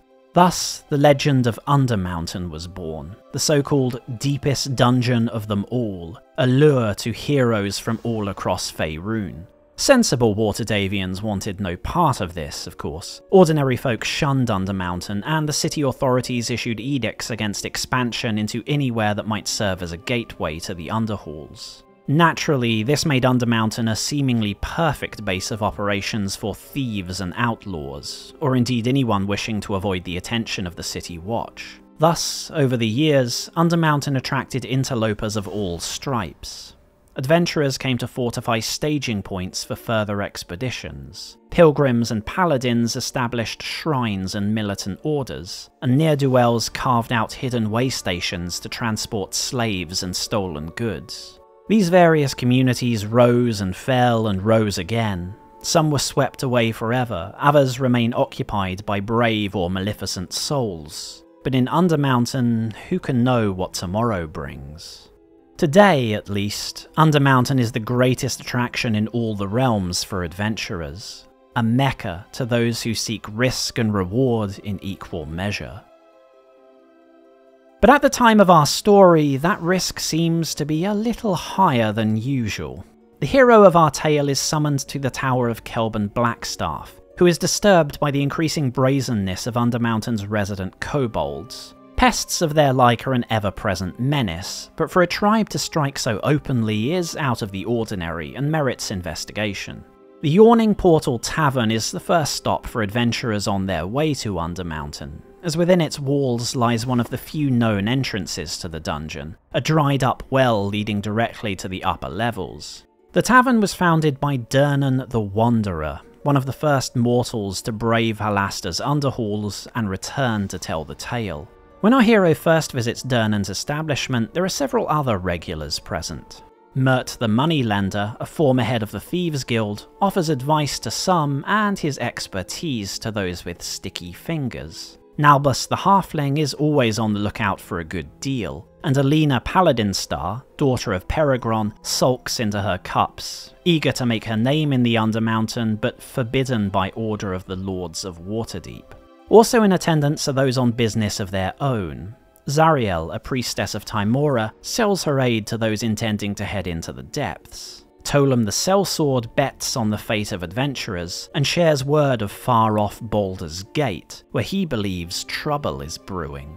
Sangalor the Mindflayer will share precious secrets, in exchange for a sizable donation, and Sabre, priestess of the good-hearted drow goddess Elistrei, frets over her missing acolyte. Girding themselves for the trials ahead, the hero steps into the cage and descends into Undermountain, ears ringing with the cheers of the assembled patrons. It comes as little surprise that the cowardly kobolds were not attacking Waterdeep of their own accord. Sealed orders from the drow elves and scrawled threats from an orcish warlord are discovered, leading the hero down new and dangerous avenues of inquiry. The plot thickens as this curious conspiracy is revealed to involve several other malign actors, like the irrepressible Shadow Thieves, who are always eager to commit black deeds against the Lords of Waterdeep. But the Undermountain is home to innumerable other factions, both fair and foul, and untangling the designs of the drow from those of independent players is no simple task. What is the role of the tyrannical Bay Knights in all of this, or the necromancers of Myrkul? After much searching in the dark and many heroic deeds, the Dark Elves' intent becomes clear. The servants of the Spider Queen are searching for 8 pieces of a shattered artifact, a spider statue. In ancient times, the Spider Queen Lolth waged one of many campaigns against the Surface Elves, aiding the drow with a terrible device known as the Flame Sword. The blade was not only a weapon of great destructive power, but also capable of cleaving great wounds in the material world, leaving gashes in reality through which creatures of the Outer Planes might find entry to our own dimension. The sword's only weakness was the spider statue by which it maintained its powers. In time, an elven hero would scry the location of the statue and steal it away from the drow, using it to banish the flame sword to some faraway place. The statue was then shattered, and the pieces secreted throughout Undermountain. Kelban discerns that the flame sword has returned, and is causing extraplanar rifts to tear open beneath Waterdeep. If the drow, or another ill-intended faction, managed to reassemble the statue, its full power would be at their disposal. The Black Staff orders the hero to seek out the remaining pieces of the spider statue, and use it to find the sword, hopefully banishing it once more. The hero will plumb the darkest reaches of Undermountain in their quest, from the pyramid tombs of the Mulhorandi to the gardens of the drow.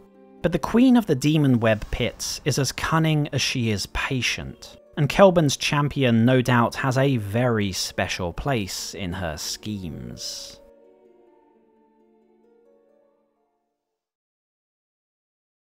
If you're a fan of AD&D licensed computer games, Waterdeep should need no introduction, but only so long as you're the right age.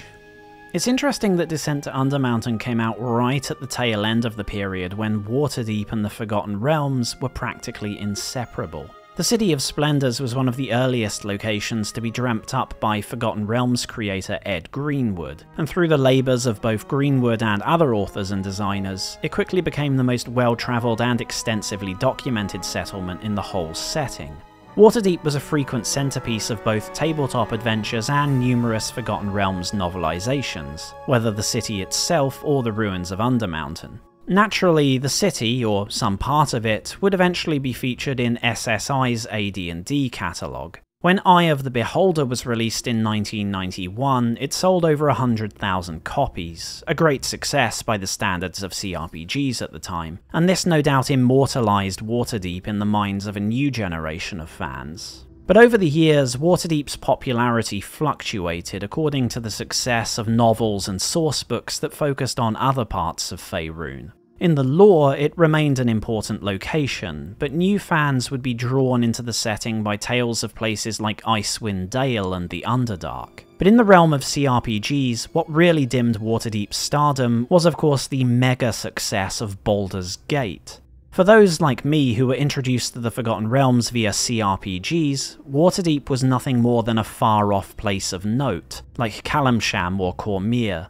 Though Ed Greenwood's favoured haunt would crop up again soon enough, for a whole new generation of CRPG players, it would be cities like Baldur's Gate, Athkatla, or Neverwinter that defined the setting. So, in a sense, Descent to Undermountain was Waterdeep's farewell to the 20th century, at least in computerized form. And as the last CRPG-adjacent title to feature the city for some time, it's sadly lacking. Waterdeep itself is no more than a map screen with effectively 3 locations: Kelbin's briefing room, a shop interface, and the Yawning Portal. There's bits of art lying around that seem to depict the marketplace, so I do wonder if this was originally an interactive scene, perhaps letting you select different shops or random shoppers who might drop useful hints. The Yawning Portal is at least a step up from the 1996 build of the game, where it was merely a static screen that let you click on either the high score table or the well to Undermountain. Being able to chat with the portal's patrons is a very nice touch for a dungeon crawler, not only because some of them have useful suggestions or eventually a side quest, but because fans familiar with the setting will get a little bit extra out of conversing with notable Waterdavians like Mert or Durnan. Until they glitch out and try to kill you, anyway. Obviously, the real focus of the game is Undermountain, to which the game pays homage in sometimes creative ways. I'm not an expert on the tabletop game, and I can't say for sure what reference material Interplay would have been using in the mid-90s, but I assume the original Ruins of Undermountain sourcebooks were the foundation, partly based on an educated guess and partly because those were the books depicted in the game's marketing, both in advertisements and Dragon magazine articles.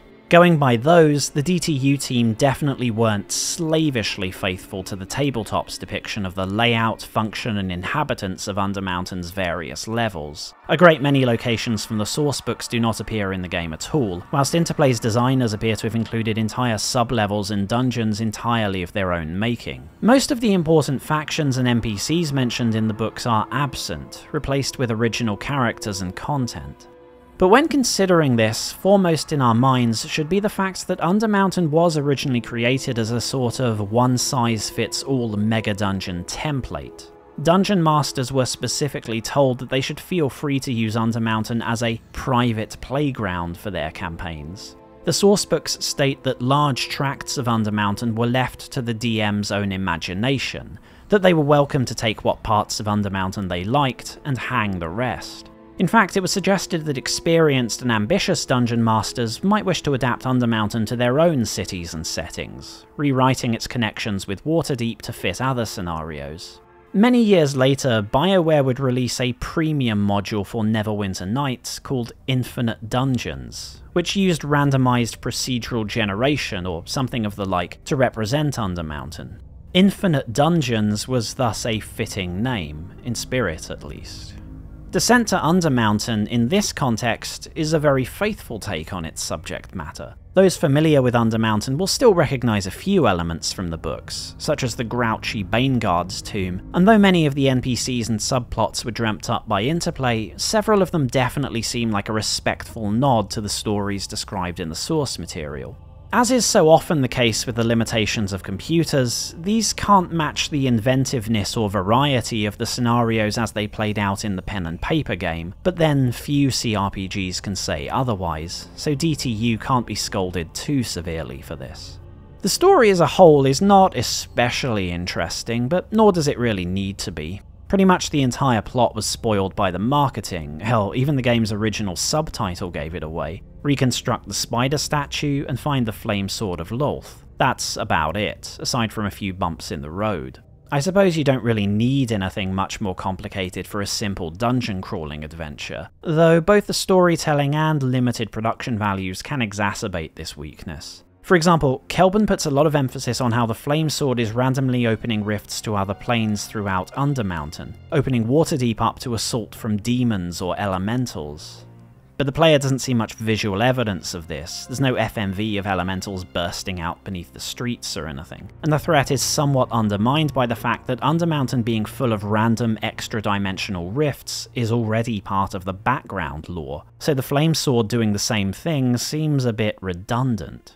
Similarly, there's a part later in the game when Waterdeep is suddenly flooded by spectator beholders, who jealously guard random magic items all over the city from their rightful owners. This is presented as a highly disruptive event, but again there's no sign of this in-game. I mean, wouldn't it have been child's play to modify the overhead view of Waterdeep according to main quest progression at the very least?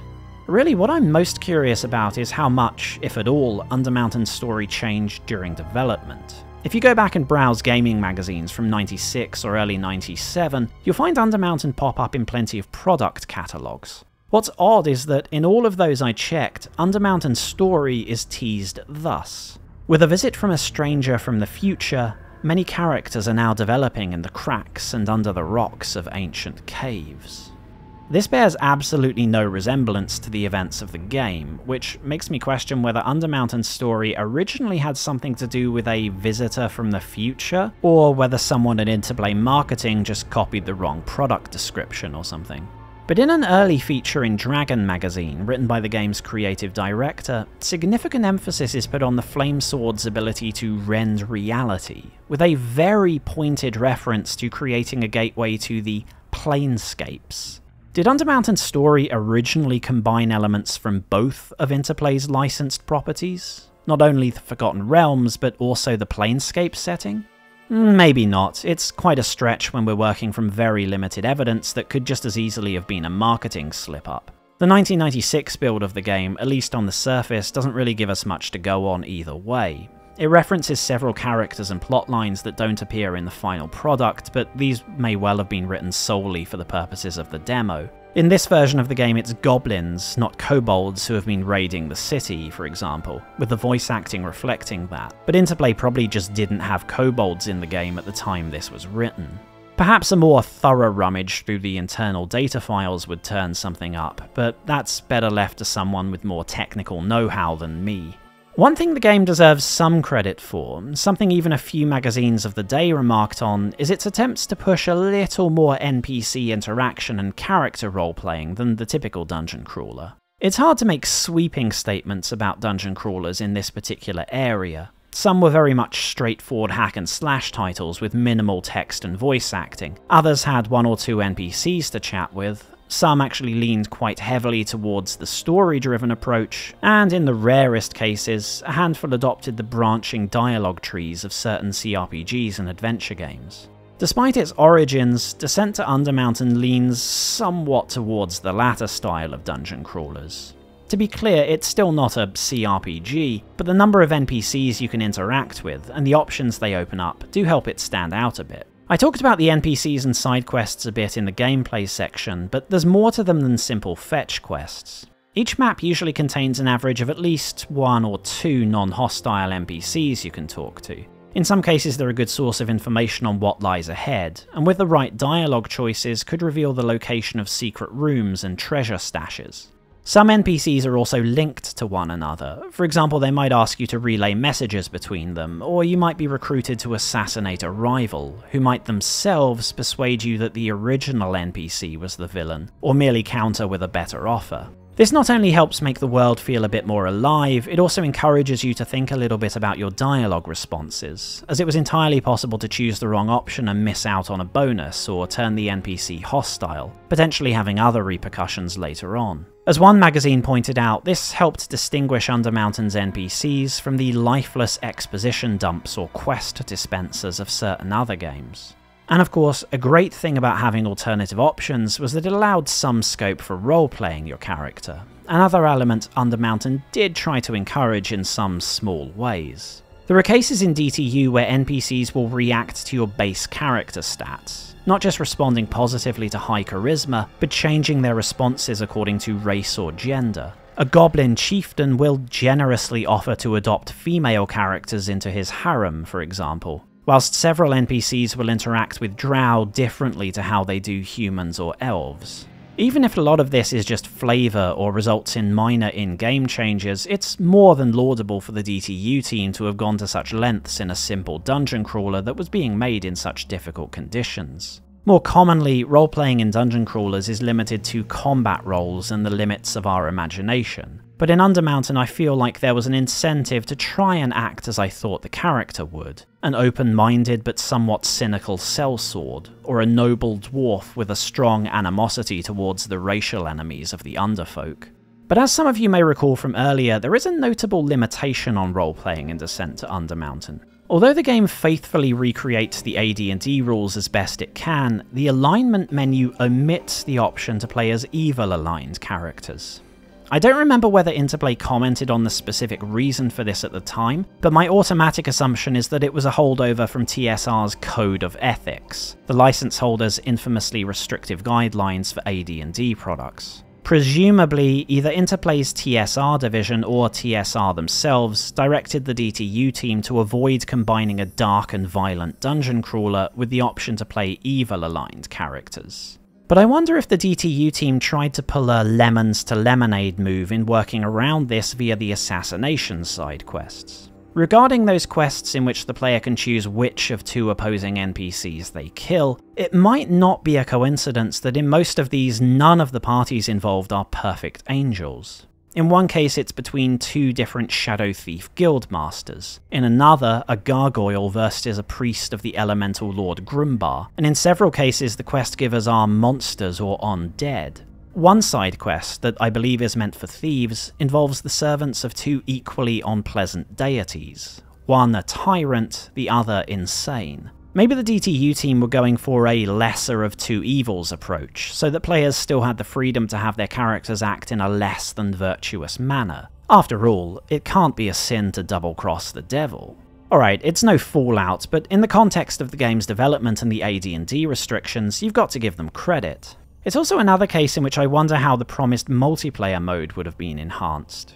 We have no idea how this would have worked, but I think it could have opened up interesting opportunities for parties who wanted to roleplay in a group. Maybe the human thief wants to spare the Kobold King and trust him to hold to his word, whilst the dwarf player loudly argues that the little beast should be killed on the spot.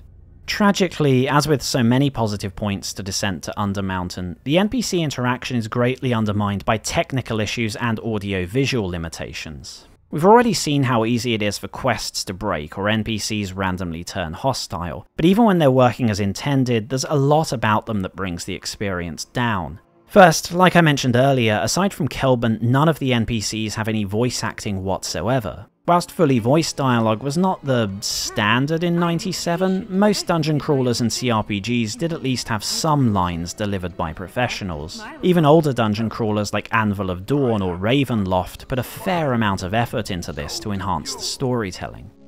I'll do more than survive, that I promise.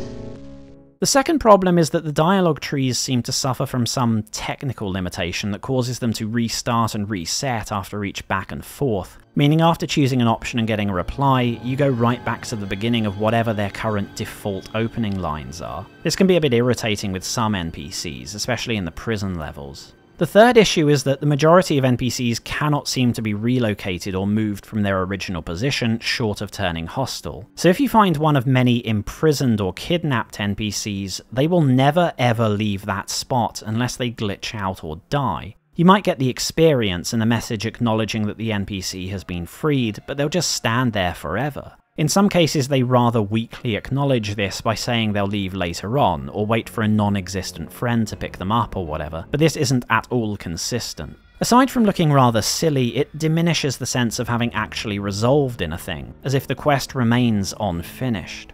I would chalk this up to technical limitations, but there is actually at least one NPC who does change their state at the end of a quest, the friendly kobold hubby who will scamper away through a sewer grate.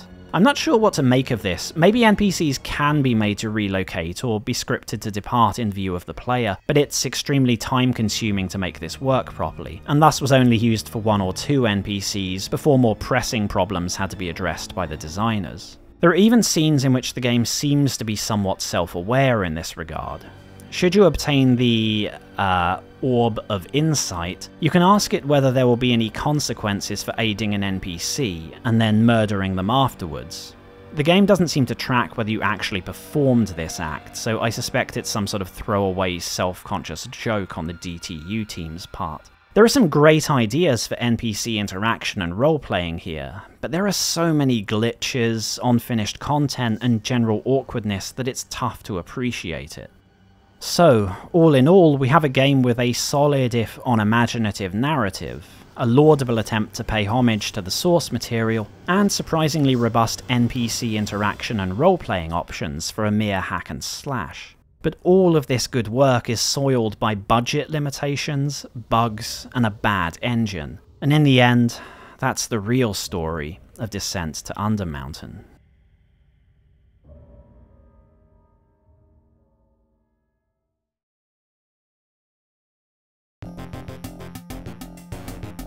What are we doing? We're trying to figure out what kind of music we're going to have for the credits.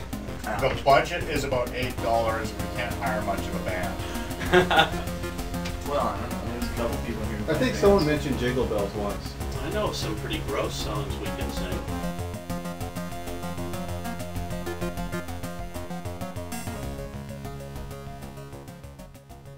In his History of Computer Role-Playing Games, Matt Barton calls Descent to Undermountain perhaps the worst CRPG ever produced by a major developer, rivaled only by Stormfront's 2001 reboot of Pool of Radiance. As for me, I've certainly played CRPGs that I enjoyed even less than Undermountain, but I don't recall ever playing one so technologically impaired. Broken and buggy games are not unusual, but ones so nakedly incomplete are a bit more special. My opinion on bad retro games has always been that no matter how awful they are, they're still worth preserving for a variety of reasons. And you can see people on the GOG wishlist asking if Descent to Undermountain could get that treatment. Why the game isn't up there as of writing, I don't know. Perhaps legal issues. Parallax and Interplay have feuded over the rights to re-releasing the Descent games, so maybe DTU would be affected by that too, especially with the AD&D license involved. But another possibility might be that GOG don't feel confident they could get away with selling such an obviously defective product. GOG's standard practice with old games seems to be bundling them with a pre-configured emulator, or exercising their legal rights to utilize fan patches and cracked executables. But what could they do with Descent to Undermountain? Yes, it's a native DOS title, but even in a fully patched state, it's broken in ways that have nothing to do with emulation or compatibility issues. Could a team of dedicated fans have fixed it up? I'm skeptical. Even after almost 3 years in development, and with a complete overhaul of the code, the engine remains fundamentally unsuited for what Interplay were demanding of it. From GOG or Interplay's point of view, the optics of trying to sell a completely broken game would probably outweigh novelty sales from curious fans or YouTubers who wanted to experience such a notorious title.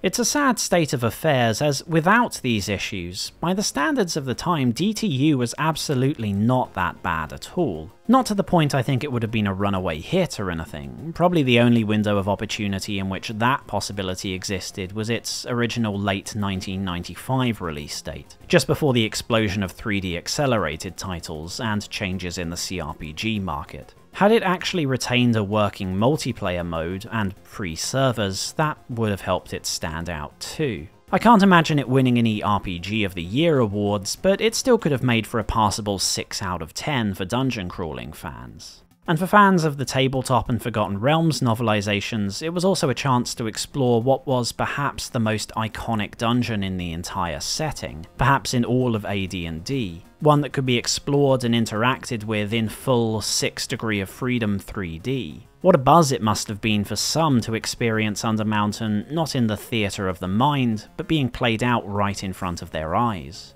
Still, there was never really any suggestion that Descent to Undermountain was much more than an exercise in opportunism. a convenient business opportunity that let Interplay leverage 2 licensed properties at once. I suggested earlier there might have been grander plans to the story based on a few shreds of pre-release material, but it was still just a dungeon crawler. Nobody has suggested the product was going to be Interplay's Ultima Underworld or Arx Vitalis, or anything wildly ambitious like that. The only notable cut content I'm personally aware of is the multiplayer mode, the huge red dragon referenced in-game, and some unimplemented classes I found by nosing through the 1996 build with a hex editor. Even in the best case scenario, the game by itself wasn't going to revolutionize CRPGs. As we saw at the start of this video, contextually, Descent to Undermountain's biggest impact was actually in how it influenced other CRPGs lined up at Interplay. Interplay's obsession with Descent to Undermountain almost derailed the collaboration with BioWare that would lead to Baldur's Gate. And to Tim Kane's Fallout, it was simultaneously saviour and destroyer, a development nightmare that spared Kane the baleful eye of his superiors, but also threatened to pull the Fallout team in with it during its slow-motion implosion. Those 2 titles, Baldur's Gate and Fallout, would obviously succeed and go on to become landmarks in the history of CRPGs, but who knows what unnamed, unsung projects were strangled in the crib by Undermountain's torturous development. Were there titles in development or pitched to Interplay's upper management that could have been just as remarkable as those, had Undermountain and the AD&D lineup not been the company's priority? I suppose that, like those many mysterious sub-levels of Undermountain, this will forever be left to the imagination.